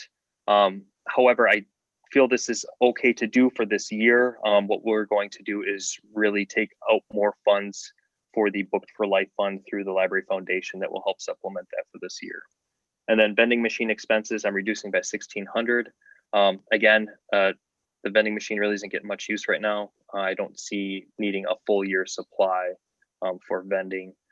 Also, we used to have a coffee machine set up. Unfortunately, we had to get rid of it due to their demands that we sell, I can't recall, like $3,000 worth of coffee a month or something like that. We couldn't able to do it. So they were like, well, either we're going to leave or we're increasing our costs. And we said, well, we'll hopefully come back at you when we have more coffee drinkers in Monona. So that was a very quick rundown of the changes of the operating budget. I can go through actually some of the line items that have not changed if you would like, but those were the most significant changes for this budget to get to 0%. Again, the most significant one is the salary position. But again, I find that necessary. I did just double check today, looking at the Dane County libraries when it comes to the youth services coordinator, which libraries have a full-time youth services coordinator or head of youth services and who do not. Everyone, let's see here. Every municipality with a library in Dane County above the population of 3,800 has a full-time youth services coordinator. So that includes basically starting at the Rosemary Garfield Public Library and the Mount Horeb Public Library on up. They all have a full-time youth services coordinator because that position is extremely valuable. Youth services is basically the foundation of library service. Literacy being definitely one of the core tenets, and literacy starts at early childhood. And I think Karen definitely has shown the importance of that with her 35 plus years of service to the community. I would Did you just have say any that questions? Karen was full-time at one point and then chose to drop her hours. That is correct. Yeah, historically, Never that been. position's gone up and down in terms of hours. The fact that it's not full-time I believe was a choice of that staff member. But however, so currently it's funded at that hour. Right. I need to increase it back up. Does Kath or Nancy? Knowing how much more time it takes to go virtual with everything, which is something I know well as a consultant. This may be applicable to youth services as well, but I guess with a lean towards your pessimistic side, are you planning on hiring right away, or are you anticipating that?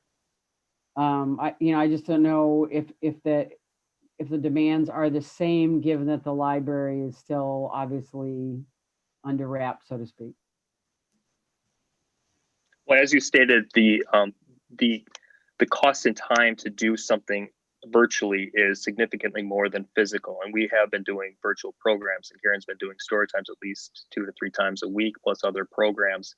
Again, I can only go by what she's telling me because she is a high risk staff member. So she has been working mostly from home. I have a feeling she's putting in more than 32 hours. As much as I've tried to pull that back for a lot of the staff over the years, when they're outside of my view, I can't do a whole lot except keep reminding them to stick to your hours. In terms of when I'm hoping to have that position, really it's more, I will post it when I have a general understanding of what the salary and if it's full-time or not. Because I don't want to post it without stating that, because in my opinion, the quality of applicants will vary between posting it at full-time and what the salary is, between just posting it, not saying if it's full-time, not giving a salary. So waiting for that to be more solid, posting it, probably having a shorter window, because from what I've heard from my colleagues, we will get a lot of applicants regardless in a short amount of time, given the times. It's just more the quality that I'm most concerned about. Interviewing and then putting them out as soon as possible. I would like to not have any breaks in children's programming, even virtually. But I also know that if given how long the process takes, which sometimes it takes longer, we may have a little bit of break. But I have, Karen was actually concerned by that.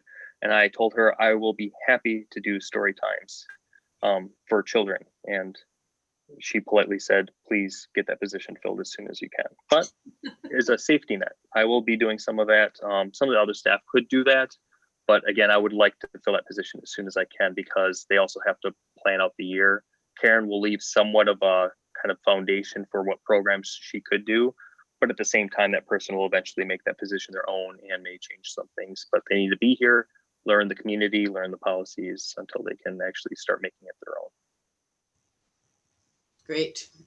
Jennifer? Ryan, help me remember, when we did the budget for this, were we budgeting essentially for what taking the position right now, what it's paid now, essentially making that full time, or did we look at comps at all as to what's happening for resources in the area? Primarily for the salary that's in there, it's taking what is the current payment and then taking it to full time.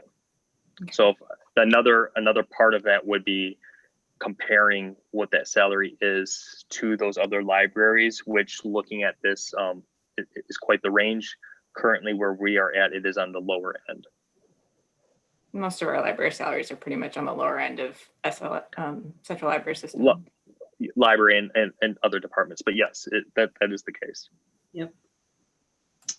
Anyone else? Alder Wood. Yeah, Ryan, could you just talk a little bit about how COVID has affected your staffing levels, or how you've staffed the library? Sure. I mean, so the staff that can come in, and so the desk staff, the shelvers, they are coming in. They're working on normal library operations that is simultaneously limited yet extremely packed. So we are open those curbside hours, but when we're open, they're running around and trying to do as much as they can. Some of the staff also work beyond those hours to do just normal processing that they don't have any time for during curbside, where normally when they're on the desk, there may be some some breaks where they could do that. And during curbside, there's just not that opportunity. The salaried staff, so for example, Matt is still doing the purchasing and doing some of the technology. That's going as normal. Sally's doing a lot of the administrative stuff, and also she's been helping a lot with maybe doing some foundation liaison work, looking at some fundraising opportunities, and also with just kind of a little bit of outreach. With outreach, Jenna is trying to do what she can with outreach, though these are kind of interesting times to be doing outreach where you have to do it really kind of remotely. But she is also part of the Wisconsin Libraries Transforming Community, if I'm remembering it right, along with another community member, which is an 18-month community-long project, talking to the community, getting feedback, and developing a community need project from that. That's about halfway through, where they're just now wrapping up, getting kind of community feedback. And she's had to do some very alternative ways to get that feedback during this time. She's also been doing adult programs virtually. Then there's Karen, of course, doing the virtual programs. Tiffany, our teen librarian, has also been doing teen library programs, but she's also helping. She's the one doing the internal staff read that's looking at racial equity as we start with our staff, and then we're going to see what we can do from a community perspective in conjunction with the Ripple project that the Dane County Library is starting in 2021, which is a 2-year project. So she's been doing that. I'm trying to think. I hate the fact that I feel like I'm forgetting stuff. Amy is, of course, doing all the marketing that she can. A lot of that can be done remotely. And so looking at our marketing for through our social media. Of course, we don't have posters, but we've been doing some handouts now that we feel that the public is a little bit more comfortable with handouts, as well as looking at our website and potential website redesign that we hope to move sometime in probably like 5 years to see what we can do to make our website more accessible, as well as just a better user interface.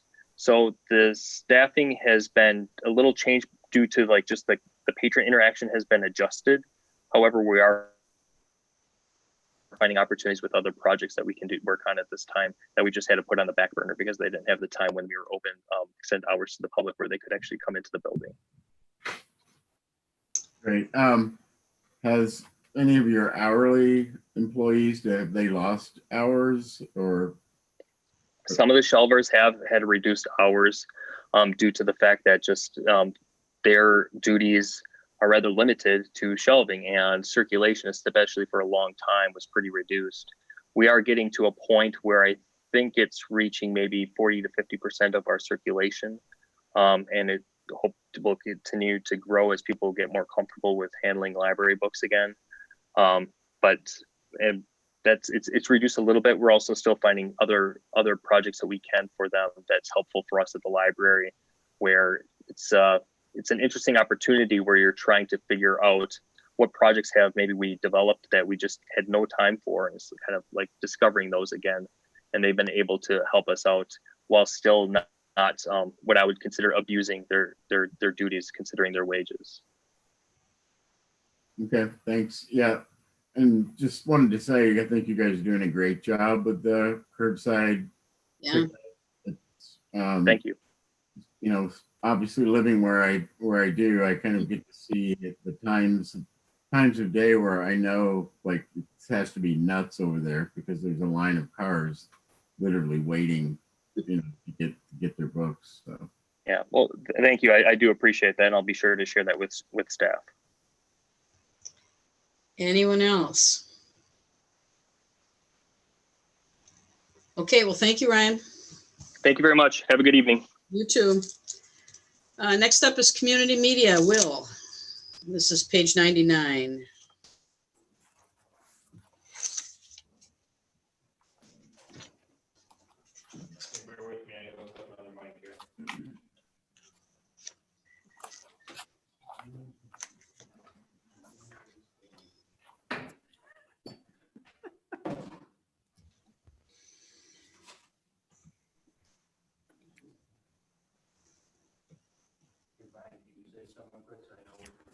Check 1, 2, test 1, 2.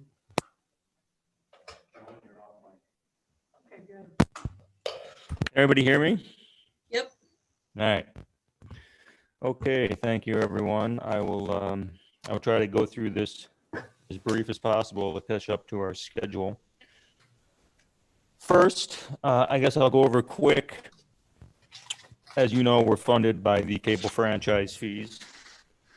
And if we take a quick look at that, of course, that's the franchise fees that we all pay if you subscribe to cable in Monona.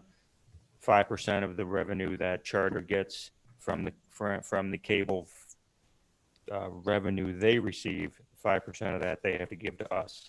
That's Charter, AT&T, and at some point TDS. Mark, I realize you may not know any of this information, but I know you said you were going to give some paperwork to TDS regarding that, since you're right in front of me and we're all here. Has that gone anywhere? I sent the paper off to TDS and they responded back to me. Yeah, surprise, surprise. Okay. So with that revenue, I just wanted to give a quick synopsis of where we're at. So in 2016, we brought in $133,000 from those fees. 2018, it went down to 124. In 2019, it was 122, and we're on pace this year to be 120. So in 6 years, we've gone down about $13,000, which is fairly significant. But I think the good thing is that if you look at 2019, we were at 122, and this year we're at 120. So I think it's slowing. I don't think it's going down as drastically. I think part of that was maybe AT&T and their purchase of DirecTV and switching people over to DirecTV. We also, of course, get our funding from the school district, and they pay us for 70% of the multimedia content producer position and 30% of my position. So that's also the revenue that we bring in. When I prepare the budget each year, we do through the capital budget process, we go through the operational process. However, every year that we do the capital, because my funds come from this specific group of revenue, I already know what I can look at as far as a proposal for how much money is coming in. And then I have to divvy that up between operational, basically personnel, and the cost of software and things we need. And then what do I anticipate we need to pay and invest in equipment and update equipment. So in a sense, there really is no capital budget in my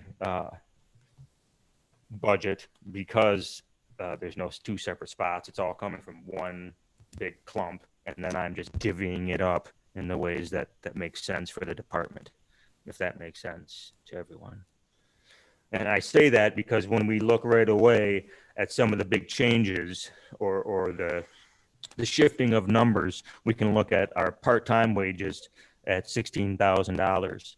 And what that is right now we have a youth apprentice under our guys, I guess. And that's about $4,000 a year. They will be done, of course, in June, July of this year. I don't anticipate another one after that, just because of my friend and yours, COVID. And I don't anticipate that probably for a couple of years, just because we'll be rebuilding that whole program at the high school once we start school again. The other 12,000 goes towards what we have in October of 2019. We were approached by the Department of Workforce Development with an employee, with someone they had who was in the vocational rehabilitation program. This was October of 2019. They had some skills in audio production. But they could not work full time. They were just vocational rehabilitation. They were entering the workforce again after some health issues. So they paid those first 3 months, October, November, December. and meaning the state paid, to have him come on board and work for us at a part-time capacity. And then after that, the hope was that we would have a spot for him, or that he could get some skills and move on to another job. Well, at that same time, we lost an employee in January. And so it worked out that I could bring on this gentleman, Eric is his name, and have him continue to help us because we had an opening essentially, because we lost a position and we needed to hire, but in the meantime, hiring, we had the money to use. Well, then we didn't hire, of course, until now. So he's been on board helping out, doing a number of programming and scheduling and a number of things for the station, all remotely, of course, now. But he's been a big help, and he's been pretty much what we've needed from the beginning.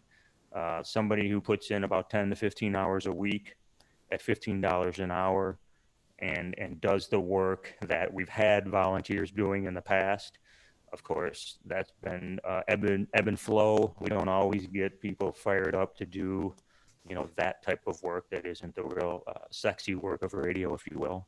So, so he's been I think it's been a wonderful partnership in that it's exactly what he's able to do. He's wouldn't be able to work much more than 15 hours a week. And it's exactly the type of things we need to get covered. So it's been a good marriage, and I wanted to keep him on and keep that position because it is needed.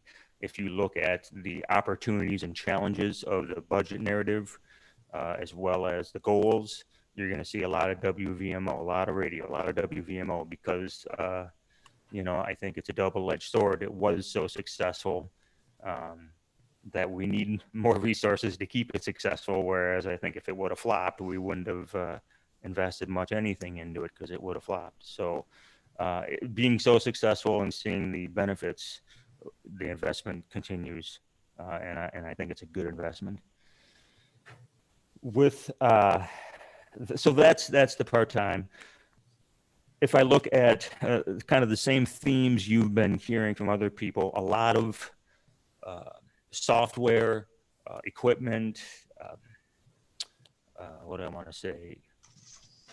Support, tech support has all gone online, subscriptions, if you will. So your creative video, audio production gear is now online through Adobe. We have now this year had to get another license for remote access to our computers at the radio station, because basically everyone who's doing anything's kind of remoting in. Both of our main volunteers that put in time, they both remote in, and then of course Eric, who's our part-time LTE that I just talked about, he remotes into the computer, and we have one computer with all the software on it. So it gets kind of congested because now I'm in the studio more, but I was remoting in, so then it was the four of us. Now it's still the four of us, except I'm in the studio, and now Samantha, our multimedia producer, is in the studio. So so I had to get another license, and I'm working on getting another computer in there so that we can have the software split up so that one person can be on one computer and the other software can be on another computer, and hopefully we'll not be bumping into each other, having this crazy schedule of who can sign on when and start working on that computer. So that's kind of an increase to where we need to, that's, just the nature of the beast. And one of the increases you'll see. The charter service increased a little bit this year. I also moved the telephone charges as well as the studio maintenance line item under the streaming service. So that's why you'll see a big jump in there.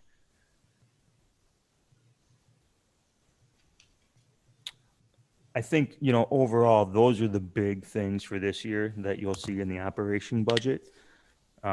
If we look to 2022 on a quick shot, I think we will need to, the next budget cycle, look at increasing the multimedia production content producer position a little more significantly than maybe in the past, or what the possible approved employee increase will be. Of the 5 four finalists that we had. Two of them dropped out after the first interview. One of them blatantly told me because of the price tag and what was expected of them. The other one didn't tell us exactly why, but I'm assuming after the first interview and I explained everything that we needed to do, you know, they may have noticed that it was a lot for the price and that there's other opportunities out there. So I think to be competitive, we're going to need to invest a little bit in that position moving forward, which ultimately takes down the equipment expenses, which in the past has been the capital expenses, but it's really, once again, just kind of out of that same bucket. So, you know, I increase personnel and hours and money into that investment, then I decrease the equipment budget and those type of things. All that other stuff in between, the software, the, you know, those type of daily costs, I don't have a whole lot of room to move those around. This year I did take out pretty much all the professional development for the most part, decreased that quite a bit, as well as most of like the dollar amount I'd put in for maybe another banner or some stickers or some of the, you know, things that you might want to put out when we're at an event or something. Kind of the marketing or the whatever category you want to put that in. I think I say marketing, but it's more of a departmental costs. And then, you know, I think moving forward, it's always going to be WVMO is just, you know, a time hog and a personnel hog because it's so successful. And we'll, and then the school will be a complete reboot. So that will be a significant time increase, I think, to an extent, in just a complete new training of employees. We won't have any employees essentially come this June. Like we used to have the students doing all these meetings, and there just won't be anybody who knows how to do them. So it'll essentially just be myself and Samantha when she gets to know how to do them. So anyway, those are my thoughts. Those are the numbers. I'm open for any questions or thoughts. Anyone? Questions? Alder Moore. Actually, I just have a comment, which is, Will, first, really appreciate everything you do. And as somebody who's kept a close eye on county proceedings as of late, I want to especially thank you for being so prompt in getting the videos of all our meetings up very quickly. Yeah. Yeah. I mean, I think there's the positive, I guess, for school not being in session is there is the focus on the city. And I think that's what Samantha and I are working on now is that strategic plan of what do we want to do and getting some processes and workflow in place that maybe weren't in there before as far as where the city sits with our priorities and before school starts again, and then having a better opportunity to keep those in place when school starts. Good Such idea. as San Damiano and some of the things, Right. other things we've been doing for the city. Anyone else? I met Samantha, was that yesterday, Will, or I can't remember what day it is even, Yeah, Monday. they all blur together. The three of us met at the library and filmed a little video from Miss Trapp's second grade class about what the mayor does. And Samantha, she's already sent me the video, and it's really good. I mean, she's obviously, at least from what I'm no expert, but seems very talented. I was impressed with her work product. So hopefully you all get to meet her someday when we're back in a normal world. Anything else for Will? Okay, well, thank you. Thanks. Now we will move on to Mr. Anderson. And Jake, I'm not sure where you want to start here, anywhere in particular, or Mark, does it matter to you? Parks, 90. 90? Well, 90 of the budget. I don't know what number it is in your packet. Might be 115 maybe. Oh no, that's community center.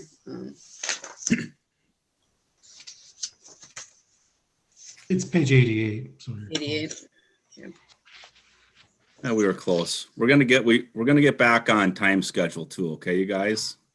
I'm gonna bust through this in like 5 minutes. Just gonna Last night. Yeah, just gonna go over some of the highlights of the parks budget. This is the first full year of having our 2 full-time staff in park maintenance, Dan and Emily.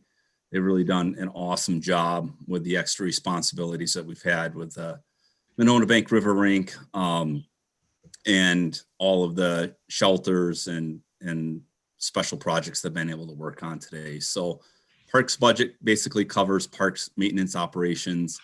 The major changes in 2021 is in order to make a 0% budget work, we had to look at some places to cut. Not a lot of places in the parks budget that we don't already have either service contracts tied to or needed items. So one item that we're going to be reducing is our portable restrooms. So we'll only have porta potties next year at Lottis Park before and after the bathrooms are serviced for the season.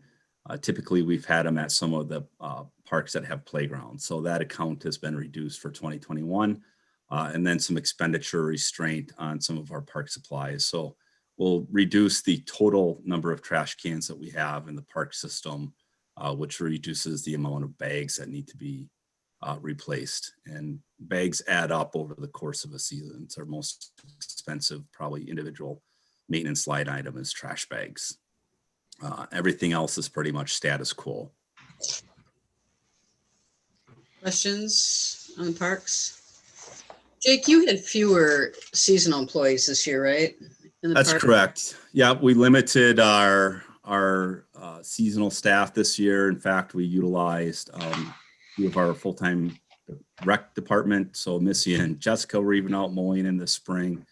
That line item was at 60,000, estimated to be at about 45,000. There isn't an impact to that by having less seasonals. It's, you know, this year we weren't having to maintain athletic field lines. We didn't have our special events, so we're able to get by with less. And in a full year, in a typical year, having those staff members during kind of the May through August period is really helpful in being able to kind of keep all of the balls floating through the park. So this, in the 2021 budget, we're a little bit under what our 2020 allotment was. We will continue to be as lean and as efficient as possible, but there may be some parks, depending on the number of hours that we have, that may be mowed less.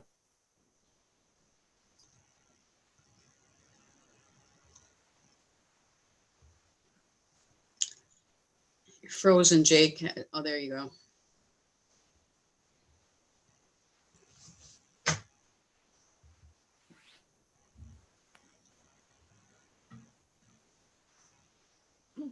Well, he said he was going to be quick. I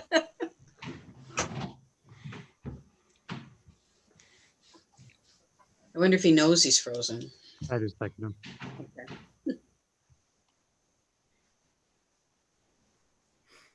I did have a question while we wait. Mhm. Did he say that we are not having porta potties except for at Lattice year round, or was that just a seasonal change? After the other bathrooms closed, I think is what he said. Yeah. At Lattice. Right. Okay.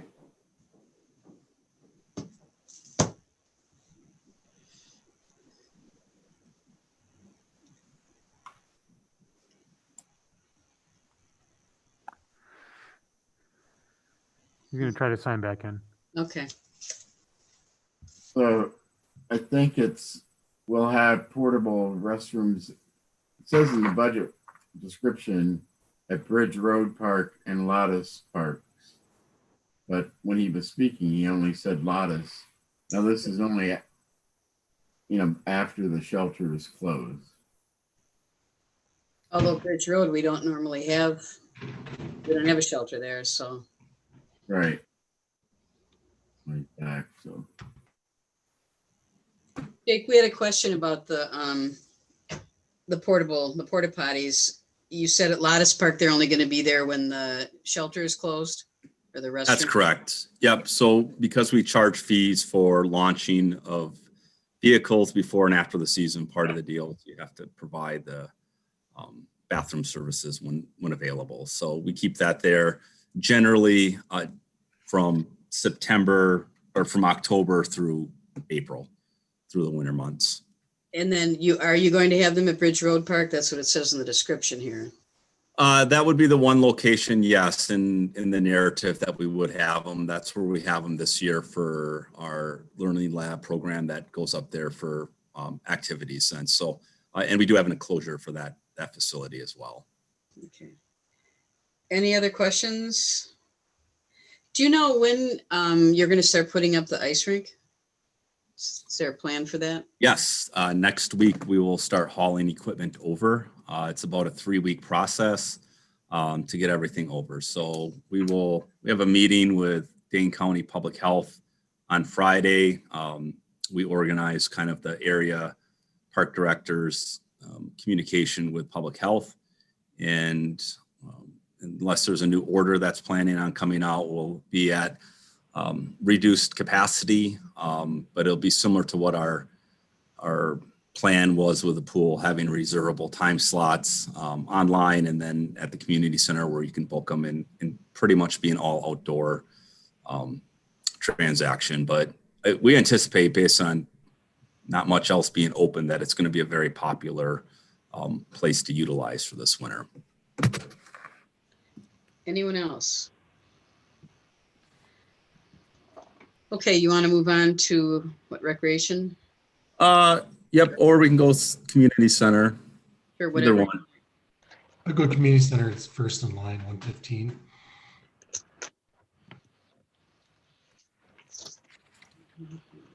Okay, so community center, as you flip to it, is probably the biggest change in all of our budgets. The way our budgets work is we have 4 different budgets that I'm responsible for. And so a portion of our salaries on the admin staff gets slotted among those 4 budgets, or distributed by a percentage. So park board approved by council removal of weeknight or weekend events at the community center in 2020. That transpired with COVID and the shutting down of our building. And then basically having our rental user groups not being able to come back this year because of the limitations of our building size and being able to physical distance. So with this COVID in mind, we don't anticipate opening the building back up for private rentals in 2021 at all. Primarily the community center has become a programming space for the senior center and the recreation department. Given the extreme success of both departments and the programs that are being housed out of the community center, it's become that programming site. So you'll notice there's no revenue associated in this line item budget. In order to make the budget work with the instructions that we had to take a look at all of our expenditures, including positions. With the significant change in duties of how the community center is cleaned and maintained, we did have to eliminate a full-time position. That's 85% of the salary, and benefits are under this line item, under the community center budget. In place of that, we will go to contract cleaning, which has been utilized at City Hall and the library with great success.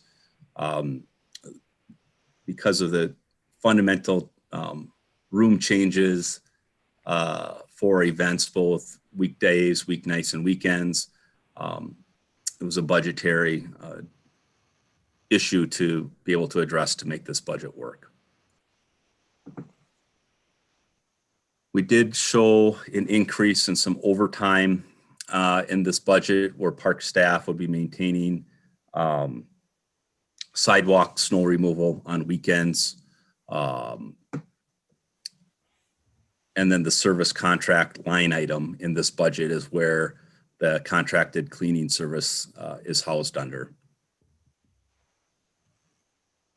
all other expenditures remain the same. Any questions about the community center? Doesn't sound like it. Okay, you want to move on to the next? Rec. 119.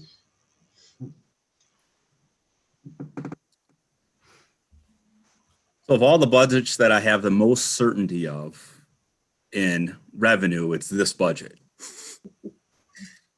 Just kidding. So this is I heard Ryan say he's fairly pessimistic. I like to think I'm optimistic that we're anticipating on how we budgeted with about a quarter of the year to maybe 3/8 with COVID restrictions, and then moving into summer with some normalcy and into the fall. Based on this week, that's not looking so good. But we will continue to be optimistic about what we can. The thing with the recreation budget is it's really income expense proportioned. So if we don't bring in a ton of revenue, we're not also having a lot of the expense outside of our administrative salary and benefits. So we did change a few of the line items to make it read a little bit better. I'd just like to highlight that the rec budget has a tax levy of $83,440 proposed. When you look at our administrative salaries and benefits, that's significantly more than that. So just having our full-time park and rec staff in that allotment, the programs themselves generate revenue to reduce that overall expense for our residents. We did change on the program fees and kind of allocated our after-school program, which would be after school and what we're calling our learning lab, which is the full day where kids come to our facilities to do their virtual school. Summer camp fees, which is our large summer camp, and then riverfront concessions is all the revenue from Grand Crossing Park. So below deck, concession stand, and Monona Bank River Rink. In the expenditure line items, there's wages for those 4 main programs and expense accounts. So you can kind of tie the revenue and expenditures for all those programs together. And then we have just some of our other line item as well. So the program fees, we're looking at sort of what we did this fall. Winter right now is we'll be doing as much outdoor activity as possible with our families. We did a fall instructional program, more programs after school with limited numbers, like maximum of 10 outdoors. We will continue that, we anticipate, in the springtime, and then hopefully as summer gets back into full session, we'll be able to get back to some sort of normalcy where we can offer our programs. So these numbers are all reflected on anticipation of not bringing in the same revenue we typically, or expenditures in January, February, March, easing into April, May, and then looking back at June. So the after-school program fees for this year that are indicated in the budget is a combination of this virtual learning lab and a fall 2021 after-school program. It's a little bit all over the place, but we did get it to allocate out. The changes basically on this budget are all due to COVID on what we anticipate. Special event revenues, significant decrease in projected revenue, but also the expense. That's kind of an in and out account. The Grand Crossing is a reduction in what we had budgeted this year, but not that far off. And based on what our sales were for the ice rink last year, for some of the concessions this year, I'm pretty optimistic that's a good number to be shooting for as far as revenue from both items. And so,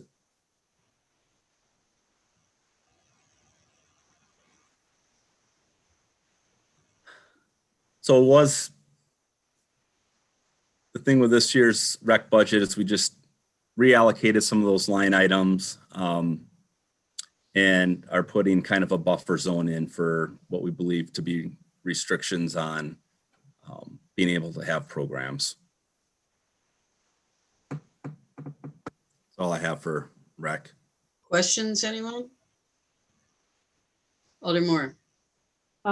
Jake, I know that you did a really nice job costing out both on the revenue and expense side initially, the river rink and the riverfront generally. And I know that a lot of that was kind of blown down with COVID, but I think we made it through the river rink season before we ended up having to shut down. So I'm just curious, since I know the ice rink in particular was kind of one of the pieces that constituents were particularly curious about. If you can give us a sense of, where you feel like you ended up in relation to where you had hoped to end up in the winter season with the riverfront. Does that make sense? Yeah, well, the year is still not over. So we'll have a better sense of the opening and Thanksgiving through the end of December, which across the nation, those are your highest revenue generating month period. So not getting started until middle of December last year didn't give us a really good idea of where we're at, but where we're at for this year, and I can pull that data and send it to you and email it out for what our year-to-date numbers were. Overall, I think we're doing okay. We didn't have some of the expenditures on supplies that we were necessarily anticipating. And January and February for admission and skate rentals were about the same, which was pretty good. We did make it through kind of, and March was significantly less, kind of staying open those first 2 weeks in March, or try to get to the third weekend in March as far as a revenue projection. I think we learned a lot as far as where we need staffing levels and open skate versus kind of program activities. So I would like to hold that until we kind of get through November, December for this year, but I can send where we're at year to date from when we open. Not as much revenue as what we anticipated, but not as much expense either. So I think it just kind of came out in the wash. I will say, Jake, the Thursday, Friday, Saturday, Sunday, both for this ice skating and for the park during the summer are huge. We're big days. Thursday not as much, but definitely Friday, Saturday, Sunday, like Thursday too. Like I see the revenue reports. Those days, they're really high, and then Monday through Wednesday, they're really low. So we kind of, like Jake has said, the staffing level has been adjusted for that. Now we got a better handle on what's going on. But those Saturdays and Sundays during the summer are really big days for us. Great. And I just to be clear, Jake, I don't want you to do any extra work. I just trying to get a kind of a thermometer read of in comparison to what you had hoped we would do kind of for the first year, given that it is a new thing for us, if you felt like, we were kind of on track. So I appreciate it. Yeah, no, I would say we're definitely there. Not having a full slate of events in the summertime makes it kind of it's going to take a couple years. I think we've talked about this, just to go through a few cycles of seasons and see where things lay out. We're building a brand new building with how many hundreds of residents that we're going to bring in. What change will that have on use of that public space, next summer, while it's still mostly under construction and maybe limited parking, versus once we go into summer of 22 or winter of 21. So I think we built a lot of momentum. Thursday nights were popular at Buck and Honey's like this summer. So we saw a fair amount of traffic coming in for ice cream sales and other concession items. But I'm looking forward to seeing what we can do. Even in a COVID year, I think it's going to be actually more popular. The demand's going to be there for the outdoor activity, and kind of having a full, big preseason to market and go from there. So we'll have a lot better idea after the first of the year how we finished off this year. And I think kind of years 2 and 3 will be the big indicators of the success of the place. I think a lot of people don't even know about the ice rink yet. So I think as the word spreads on that, that's going to make a difference. And Jake, I would just like to thank you in terms of this, 2 things in terms of this budget. I find it much easier to follow this year than last year. I appreciate how things have been split out. And I also give you a lot of credit for starting that virtual school program. I know some people whose kids go and they think it's great. So I think you really are helping with the need in the community, and it's helping us bring in some revenue. So it's been a great addition. Thank you. Thank you, Mayor. And what's next? Pool? Cool. Can I ask a question? I'm sorry, Christy. No problem. I saw, it looks like we're projecting a loss of 6,500 for 2021 on the riverfront, or Grand Crossing. Is that right? I'm seeing that. Yep, that is right. That's actually a less of a loss than what we had projected for this year with between revenue and expenditures and wages. Okay, and do you have an estimate yet on what the loss will be for this year? Or just- I do not. No, okay, thanks. Anyone else? Okay, the pool, page 131.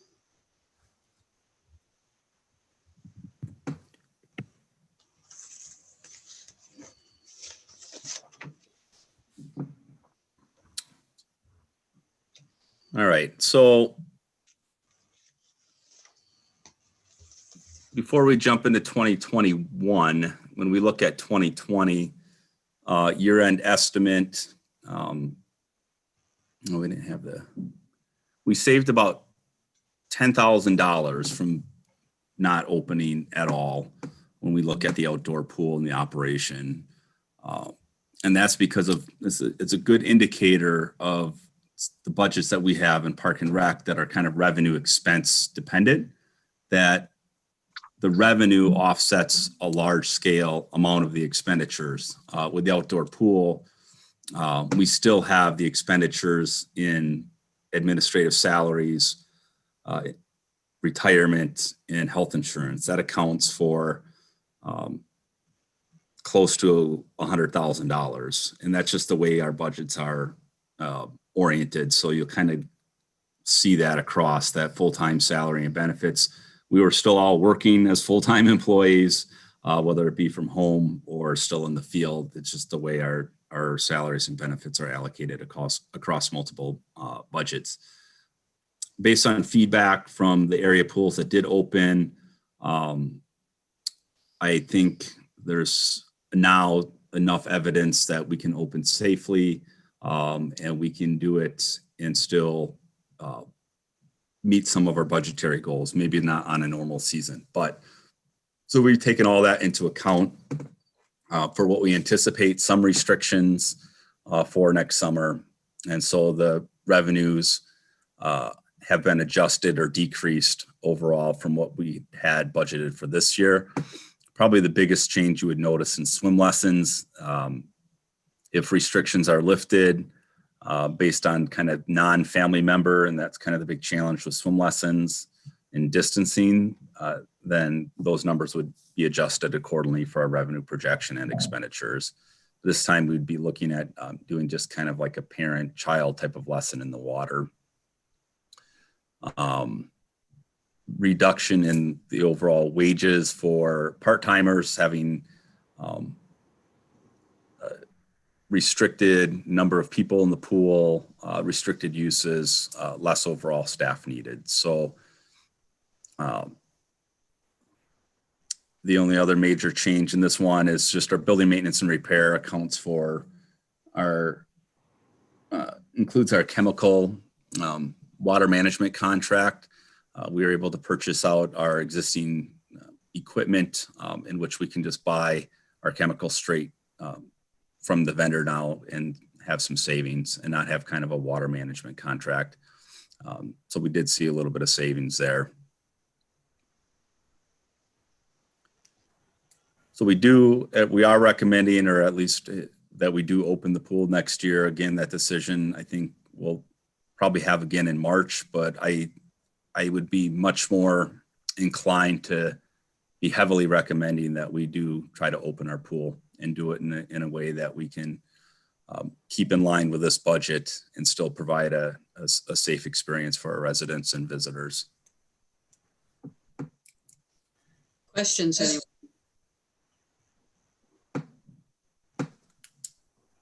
Questions about anything else in Jake's budget? No? Okay, well, thank you, Jake. And Mark. Tips, transit, and finance.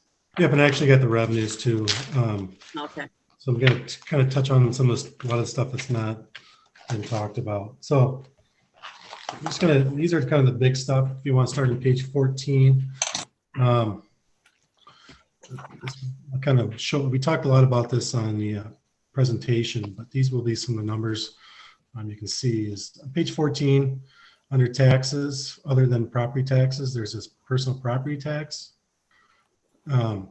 It decreased last year from 21,000 to 7,000, rounding numbers. As you can see, in 2019, when it first came about, it was at basically 36,000. So over these couple of years, we really took a hit in that, and that's just come straight from the state. They give us what our aid number is, so we have really no say in that number with that. So Mark, is that something, I know when they changed that, because we used to collect that from individual businesses, right? Correct. When they decided to change that, I know they said, oh, they'll make up to the municipalities for what we're losing or part of it. Had they always intended to have a decrease over a period of years like that? No, I don't think they intended to have that big of a decrease. I don't know if they're getting the values from the state, from the businesses, and that's what's dictating it. Before our personal property ones, even before the state changed it, was an up and down number. A lot of it was dealing with WPS was the big one. A lot of their assets will be depreciated and then they buy new assets. So each year it would go down and it would come back up again. So I assume that may be the same type of situation going on. I'm hoping that's what's going on, but I don't know for sure. So the businesses are reporting to them and then they're making the payment. Yeah. State funds. Okay. Yeah. Intergovernment revenues, again, these come straight from the state. Shared revenues, fire insurance, public safety aid, though one number is not. That is our we get grant money. Wally was talking about. We also get additional money because we're kind of administrating it. We're doing all the paperwork, so we get an extra amount from the state that we don't have to share with the other municipalities with that. It's really, other than cutting the checks and a couple little minor things, it's pretty simple. So it's not like we're doing a lot of extra work for it. Transportation aid, as you can see, kind of the trend of it was 755 back in 2017. We went down to 654 last year. Now we're back up to 678. A lot of it is the more you spend in your public works projects, the more money goes in, the more money we kind of get back in aid. It's kind of a 6-year rolling average. So we've had, well, we don't have McKenna Road in it yet. We had Tony Watha, we had Riverfront, Bridge Road. Those numbers were put in the aid calculations. So it's going back up again. I assume that number is going to keep on growing. We have McKenna and some other projects coming down the line that we'll get credit for. And some of our smaller years are starting to come off the board. Underneath that, kind of license and permits, we did make some adjustments in there. For the building permits, electrical permits, and plumbing permits, we did increase those a little bit, just kind of based on current projections. Yeah, with that. So there was change there. If you go to the next page, on page 15, fines and forfeitures, which is our tickets. We had to decrease that from 193 down to 176, just based on COVID. Our year estimate this year is 125. We reduced it down to 176. It's a lot lower this year because there's those 3 months we weren't really writing tickets at all. We had started writing tickets again. We should kind of get back up to normal a little bit. So I'm hoping that number stays around 176. With that, be a number we'll have to watch. Depends if COVID gets hard again, where everything's shut down completely. So if you go to public charges for services, that's where you see your school officer. Oh shoot! For some reason, I missed to put the year-end estimate in there. We'll receive 2 payments already for the first 2 quarters from the school district. We haven't received anything because the contract hasn't been signed for the last month, this last quarter. I'm expecting 0 for that for now. And here's the big one, miscellaneous revenues. Interest income, we went 300,000 last year down to 135. We're projected to get 150 this year. As you can see, in 2018, we're at 307,000. Last year, at 466,000. And all of a sudden, interest rates just were cut in half, lower than that, basically nothing right now on our money.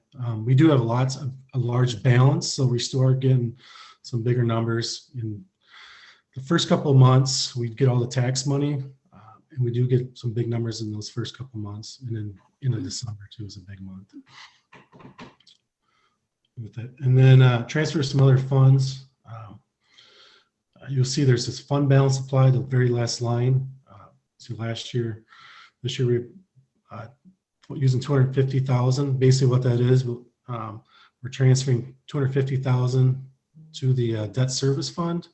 So we show it in here as a revenue, and there's an expense line in the general fund that shows a transfer to the debt service. So it's a in and out, but we have to show it through the general fund to get to the debt service fund.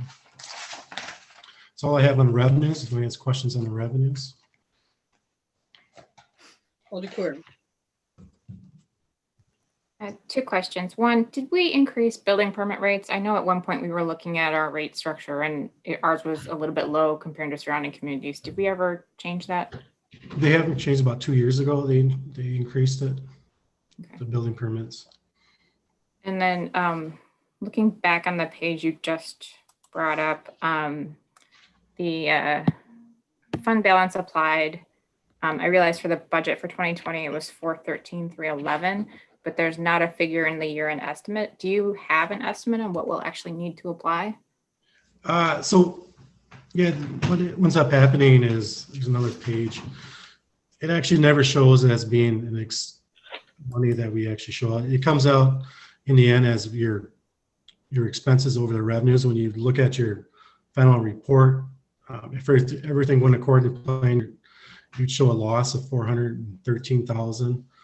So if you go to page, so I can show her how it's shown. I have it in here. Page 12 shows the actual loss is 669,000. So 413 is that, and yet the rest of it's kind of COVID and the stuff from the police department. So that's how much we'll actually use in fund balance in 2020.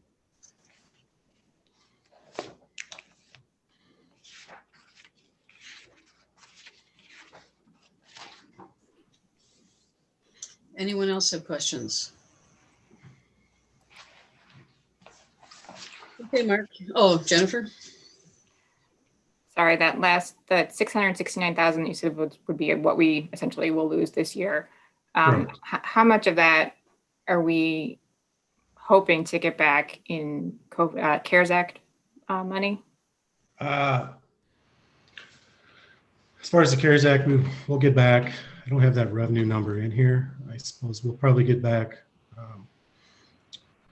I don't have the revenues and expenses in here, so what we set aside for the expenses and the revenue is not in here, so it'll be a zero effect on that 600 some thousand number. So basically the big loss is where that 600 some number, exact number is, it's really the loss of interest income, the loss of court fines. So that's kind of the big losses we lost in there. So that's kind of, and we do have some savings in the expenditure side, but it's really those kind of key things that we're losing the money on.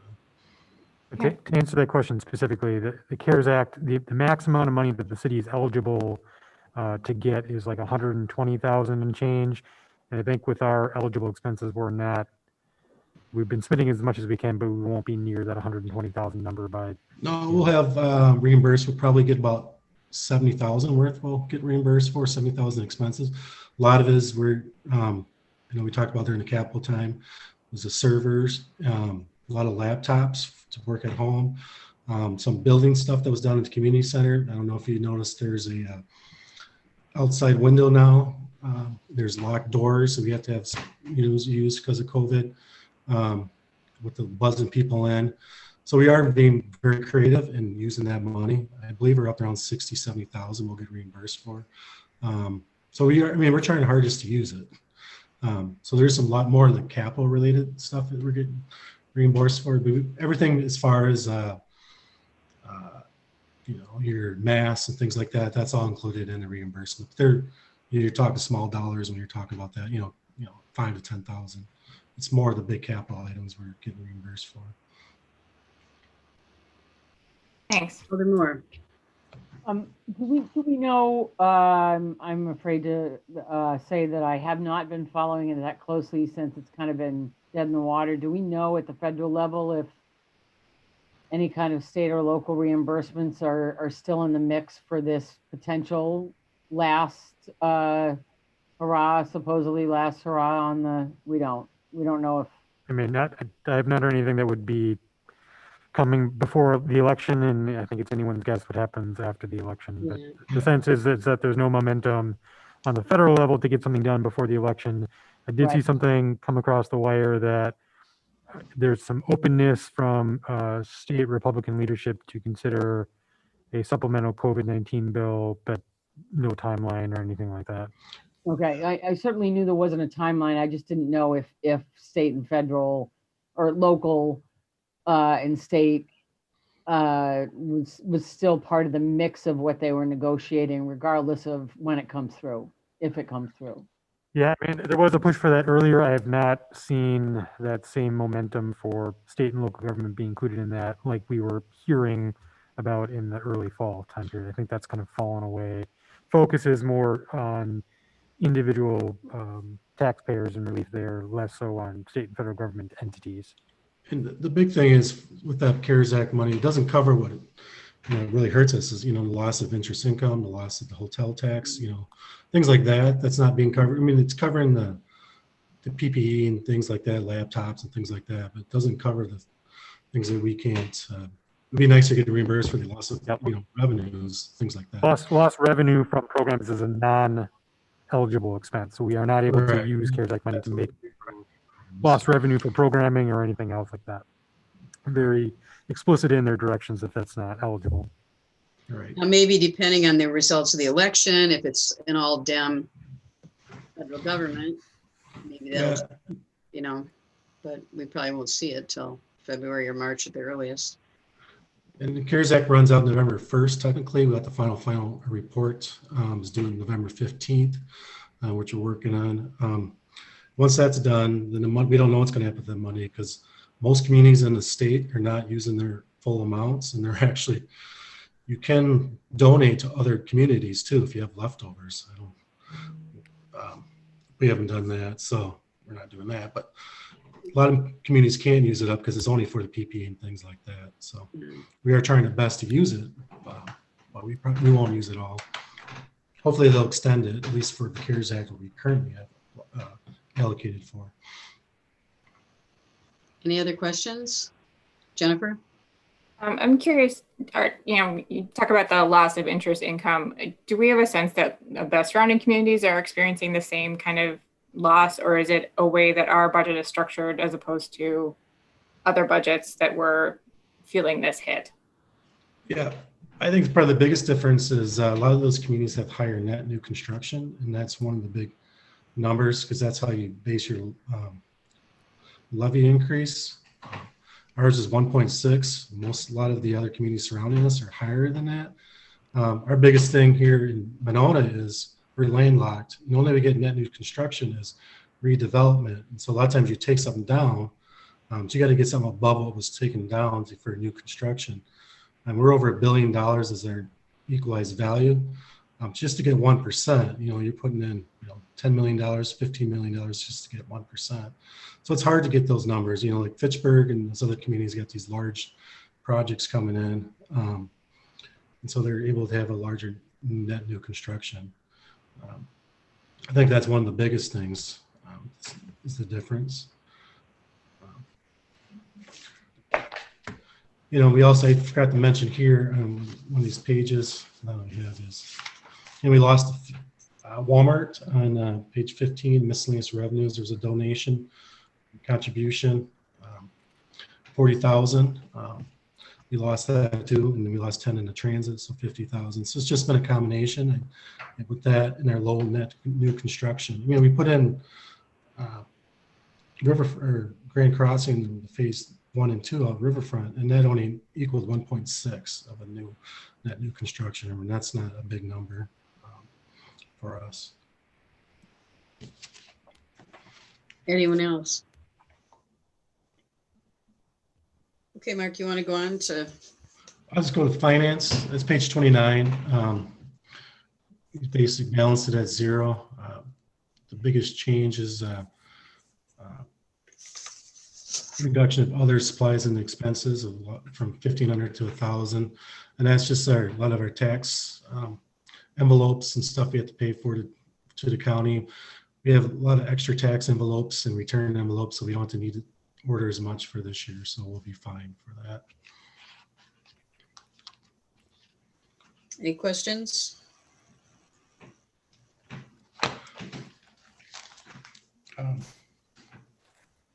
So next would be the debt service. I really want to hit on this. Page 145.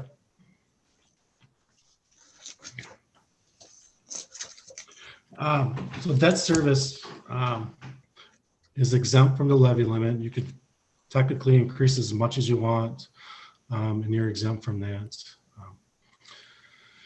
So in the 2021 budget, we did use transfer from general fund. That's that 250 I talked about. Last year we used 150. This year we're transferring 250. So the increase in the property tax levy for general property tax is a little over 200,000. So if it wasn't for the 250 we used, it would have been about $400,000 increase to the levy. The big thing is, our capital expenditures are going up with the borrowing, so our debt service is going up. We've been using transfers from the debt service, from the general fund for the last couple of years. In 2017, 150, 2019, 200,000, last year 150, so 250 this year. So it's been common to keep that down. We've been using that fund balance to keep the debt service down. So it's one number to look for. And eventually, a couple of years will be when San Damian comes into effect and the public safety comes into effect. That will go up. Just to let you know. On the very next page is the library debt service. Just want to talk a little bit about this. So back in 2017, we paid off the library debt with some money we had from TIF. We transferred over just to kind of cover the final payments, and we paid back to TIF over the years with no interest. We've been paying $100,000 each year.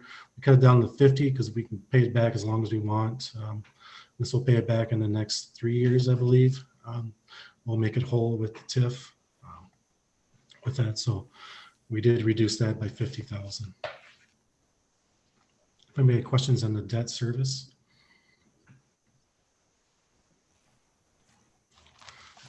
The next are the TIFs. Oh, did you have a question? I'm sorry, Jennifer, you have a question? Yeah, the library debt service, how much do we have left to pay? You said next 3 years? 150, is it? Yeah, Or? 200,000, we're down 150,000. So we'll have 3 years worth. If you do the 50,000, we paid off in 3 years. There's no interest on that. It's just TIF money that sits there. So it saves us some interest. Okay, thanks. Next is on the very next page, you'll see TIF 4, 150 on page 147. But if I kind of want to go back to page 6, I just kind of want to show you how the TIF stuff works. So this is the TIF increment. This is how it's calculated. The TIFs I have in here and the budgets are 4, 5, 6, 7, and 8. They're just basically the increment value and then the principal and interest payments. It's really, we can go in detail if you want, but it just equals principal and interest as the expense side. So there's a formula, and these are just estimates as of right now because I don't have the Dane County number, the school district, or Madison College. We don't have the final number. So this is a rolling number. It'll be updated once everybody's had their budgets approved. But kind of the very bottom, the increment values, you'll see the 2021 TIF increment and 2020 increment value amounts. Kind of want to go over that. So the TIF 4, which is Monona Drive, that we did extend it at 3 years. Monona Drive, I know people from Broadway to Nichols, it's all in TIF 4. Basically, when we did that, we basically put everything on that project in the TIF. So it's taking longer to pay back. It's talking about your sewer, water, stormwater was all put in there, right-of-way purchases, and just the street itself. Right-of-way purchases alone were over $2.5 million. So it was a very expensive TIF, but it kept it off the tax roll. So it is taking a little bit longer to pay back. But we really saved increasing people's taxes by having it in that TIF. So that's TIF 4 Monona Drive. So the projected income, protected value. So what was, since it was, the TIF was started, the base value, it's $25 million over what the base value when it was started. TIF 5 is what we used to call the Garden Circle. Now it's Heritage right there. We just did a TIF amendment for that. That is one that we knew was always going to be needed a donor district. Values were not, we didn't get like anything coming into the post office there in the bowling alley for reconstruction, what they kind of planned on when we did that TIF. So we are doing a donor district there. We will pay that off now in time with the donor district. But you can see that the increment value is not as high as some of the other ones. TIF 6 is a great TIF. It was an excellent TIF for the city. Is Meritor in the UW clinics. That value is 26 million since those clinics went in. So all that money, 613,000. After we pay off the debt interest for that year, it gets transferred over to TIF 5. So basically, we're paying back $1 million here pretty soon. In TIF 5 in debt. We're going to be reducing refinancing debt to pay back our debt service quicker in TIF 5 with this new donor district. TIF 7 is what we call the Fairway Glen area, which is Monona Drive. That one, this is list payment here of almost 200,000. We'll basically pay that TIF off. So working with the CDA and see what they want to do with that, keep it open for a couple more years and see if there's a project comes in, keep it over and do use it for new Monona. So there'll be some things we'll have to talk about with that. It could be closed if we want fairly soon. After 2021, we could close it within the next couple of years. TIF 8, very successful TIF. Great negotiation on this one. This is where we didn't have to do any redevelopment, buy anything, and just put it back in. This is 6 and 8 are basically the same type of things. And those type of TIFs, you get payback really quick. That's why some of those villages where they have flat land, farm fields, they can just put something in. Their payback's a lot quicker than redevelopment. It's harder for landlocked communities. But TIF 8 is an excellent, it's the old Tresta area. Used to be a trailer park area at one time. Excellent.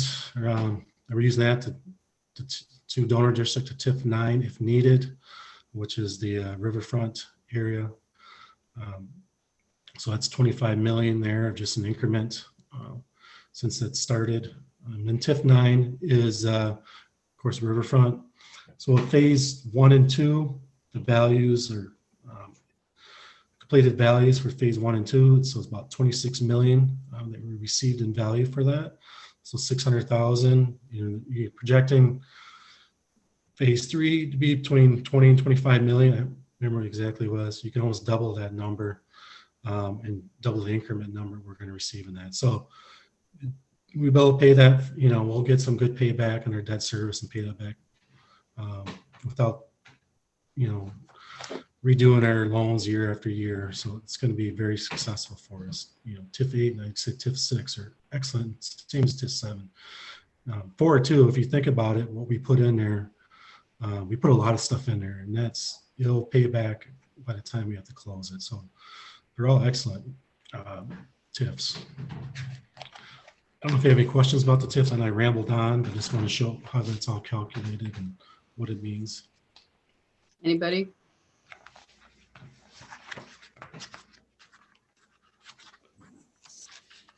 And the last one is transit. The very last page.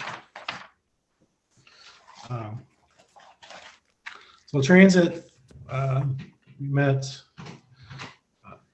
COVID-19 is really hit the transit system. So basically, with the directions we had, we had to figure out how we could, make the 0%. Looking at it, to make the 0%, we would have to, we looked at closing. We'd have to close some of our loops. We maybe one morning loop and one afternoon loop was what we would need to get to the 0%. So we kind of looked at it. We have going on for RFP in 2021. So we'll have a new contract in 2022. We have a fund balance about, I think it's 50,000 in the transit. So the thought process was we'll use fund balance to kind of bridge that gap and kind of monitor it throughout the year. 2021, if it doesn't come back at all, where the riders aren't coming back, we're going to have to, adjust the routes. And so the number will be adjusted with our contract. The express right now is more the issue. We're not getting as many riders with that. We do have the lift. It's a little bit more than half what it was before COVID-19 hit. It was starting to grow for the lift. But the lift people are using, which is our seniors, are using that bus service. So definitely the lift is being used more than probably was expected. But the express, it's really low right now. And we're talking with the committee, the commission, and how we want to handle what we're going to do. If we need to reduce the routes and stuff like that, or just readjust it. But for right now, we're planning to use the fund balance, because we know if we cut it, we're not getting those loops back. It's hard to put those loops back with what our budget numbers are for the future. So that was the thought process behind that. Any questions? Alder, go for it. Yeah, I think we had discussed in transit, maybe Mark, you were going to ask Walmart if they would consider continuing the $10,000 just because it's in their system, and it probably is a very easy thing for them to continue because it benefits them so much. Any word on if you were able to make connection there? I did, and for right now, we're not getting $10,000. No. Okay, thank you. Anyone else? Any other questions about anything in the budget that we talked about tonight, Kathy? Yeah, I just wanted to make a statement, so if you'll bear with me. I normally agree with, putting money together, but I'm very concerned about the timing of the fire department fund balance. We have a new chief who comes on board. We say, welcome, chief, we're going to take the fund balance away from you.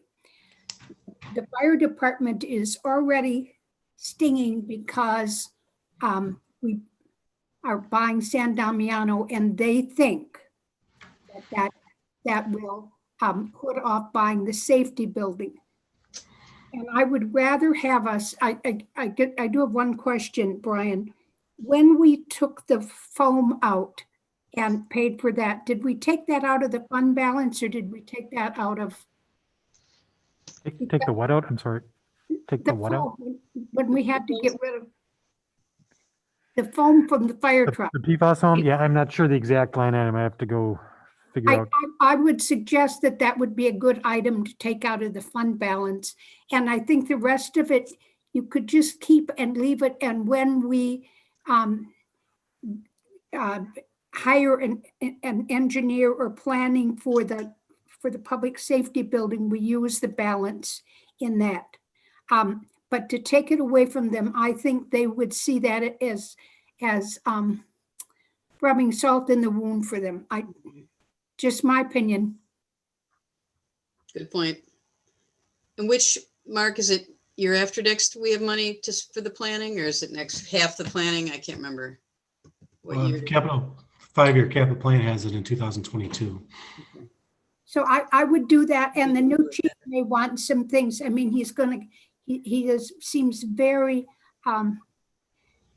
very aggressive about making things better, and he may want money, and it's just the timing on it. I agree with the thought, Molly. I think I would normally agree with that, but I could just see us putting it in the general fund and then Jake needing money for a park and us taking money out of the general fund, and the fire department would say, whoops, we're doing that. So I'd say, I think if we could hold off, we would be better. And it isn't going to hurt us any to do that. So that's my thought. Anyone else? No. Okay. Well, again, if you have any amendments you want to submit now, I guess it'd have to be like tomorrow, Mark. Well, even if you submit them on Monday morning, we'll just hand them out. But you'll have another meeting too to consider amendments at on the 16th. So if there aren't any other questions, Alder Moore? Not a question, just a comment, which is, I said last night, I'm very appreciative of the staff and you, Mayor, for putting together this rough budget. And I just wanted to give a specific shout out to Mark, because obviously it's a huge amount of work, and I just really appreciate it. Thank you. Thank you, Mark. Lots of numbers running in his head all the time. I don't know if Brady, I think we're on the Monday, there might be a closed session, at least for finance, for the police and fire negotiations. So if you're looking to do a budget amendment, I think we'll be given an update in the closed session. So if you want to see what we're looking at, we will let you guys have that in there. So are we going to have a closed session for both finance and the council?